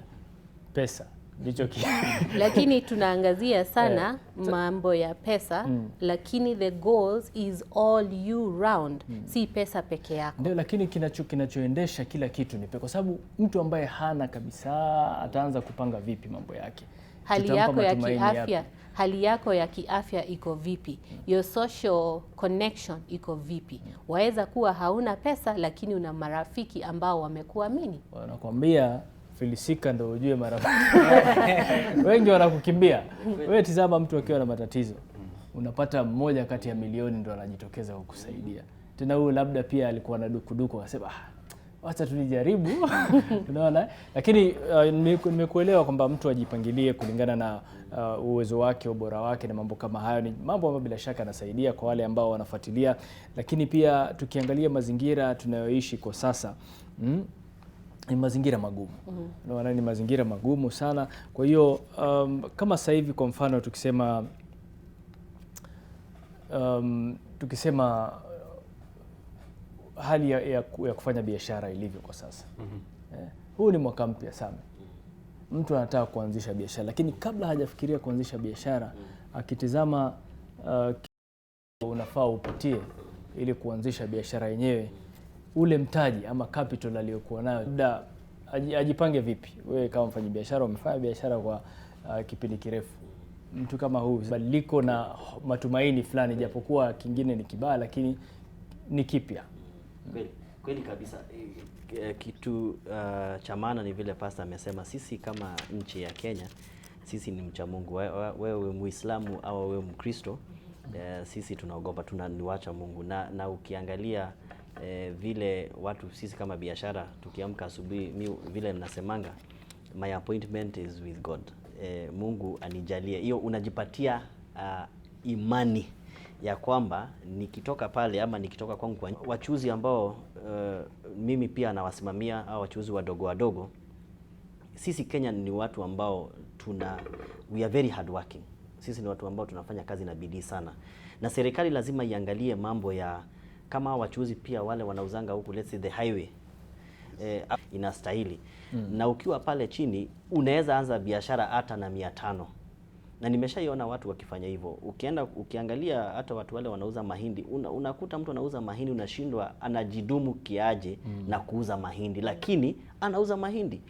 Na jambo ile muhimu ni kuanza kitu. Just start something.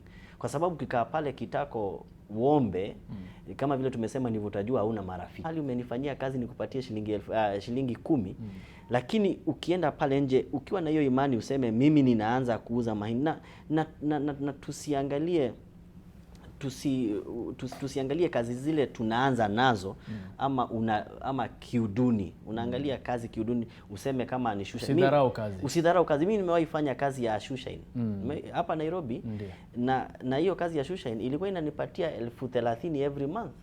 Unaanza hapo. Hiyo 30,000. Sasa kuna wale wanaanza fuatilia kipindi chetu kutoka maeneo tofauti. Robinson, kama unatupata kwa njia iliyo safi kutoka Mombasa, habari ya Mombasa? Salama, nashukuru. Naam, tunaomba kabla uendelee punguza kidogo sauti ya televisheni tuweze kuwasiliana vyema. Haya, asante, nimepunguza. Naam, hebu tueleze Mombasa inasemaje? Tunashukuru Mungu. Mapya ya huko? Salam. Naam, tunakusikia, endelea Robinson. Okay, naomba kuchangia hiyo mada leo. Naam, tafadhali. Okay, tunaweza kuchangia kwa hiyo mada yenu ni moja. Wanasiasa wetu wametupoteza kabisa, ambapo hatujui penye Kenya inaelekea. Naam. Mengi sana. Ndio. At least watu wengi walikuwa na matumaini kuwa tunaenda kuwa na serikali nzuri. Ndio.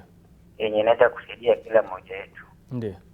Bila kubagua ukabila ama kila mtu. Ndio. Nashangaa zile promisi zenye waliweka hakuna hata mmoja ambao wametimiza. Sasa wewe kama Mkenya unafanya maazimio gani mara hii kuhakikisha kwamba viongozi kama hao uliowachagua hawakupotezi matumaini tena? Pardon?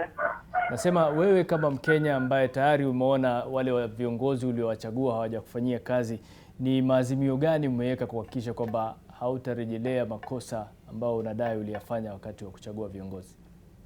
Okay, kama saa hii ndugu yangu siwezi ngakudanganya. Wajua mtu kama mimi ama watu wengine wamelose hope kwa maisha. Unaona mtu kama mimi mimi ni civil engineering Ndio. Na saa hii wajua ukienda kutafuta kazi ni ngumu sana kupata. Unaona? Na ni hao waongozi wetu ambao wamechangia hiyo, sababu ukienda na documents zako kutafuta ile kazi unauliza maswali mengi ambao hata haiwezi kusaidia. Unaona? Kwa hivyo hiyo inamaanisha uongozi wetu ndio mbaya. Unaona? Naam.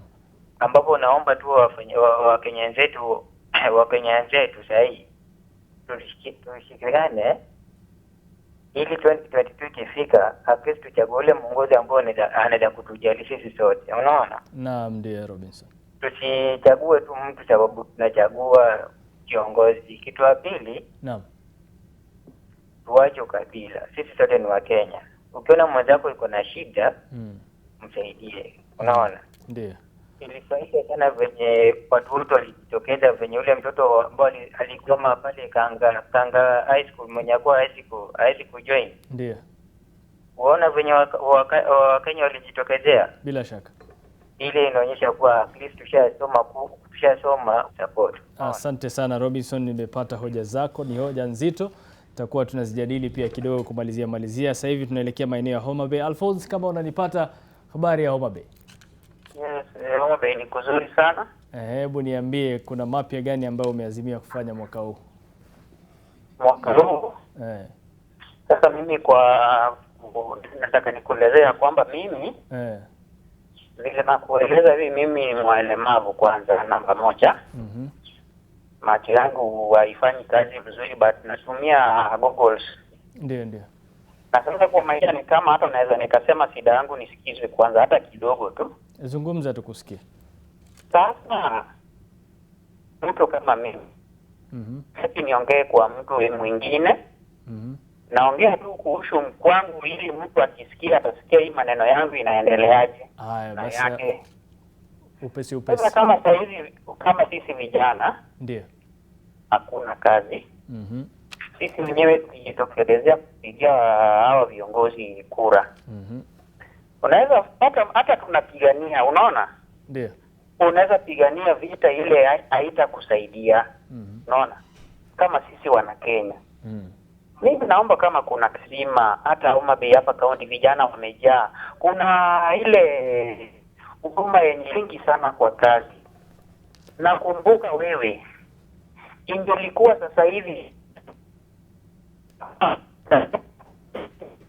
hizo bodaboda zote. Naam, na hawana kazi. Ushahidi ni wa Robinson kutoka Mombasa, anasema yeye hawashughulikii. Mwaka mpya amesema kuanzia sasa atahakikisha kwamba yeye na vijana wengine kwamba uchaguzi wanaofanya ni uchaguzi wa viongozi ambao watawajibikia katika maithiri sana watu wengi sana. Ametoa mfano yule mwanafunzi aliyeitwa shule hakuwa na kitu, lakini Wakenya wakajitokeza, akasema viongozi ndio wanatupeleka mahali pabaya, lakini sisi pia tunakubali kupelekwa mahali pabaya. Huu kabila watu wanaweza kuangamiza vipi katika taifa hili?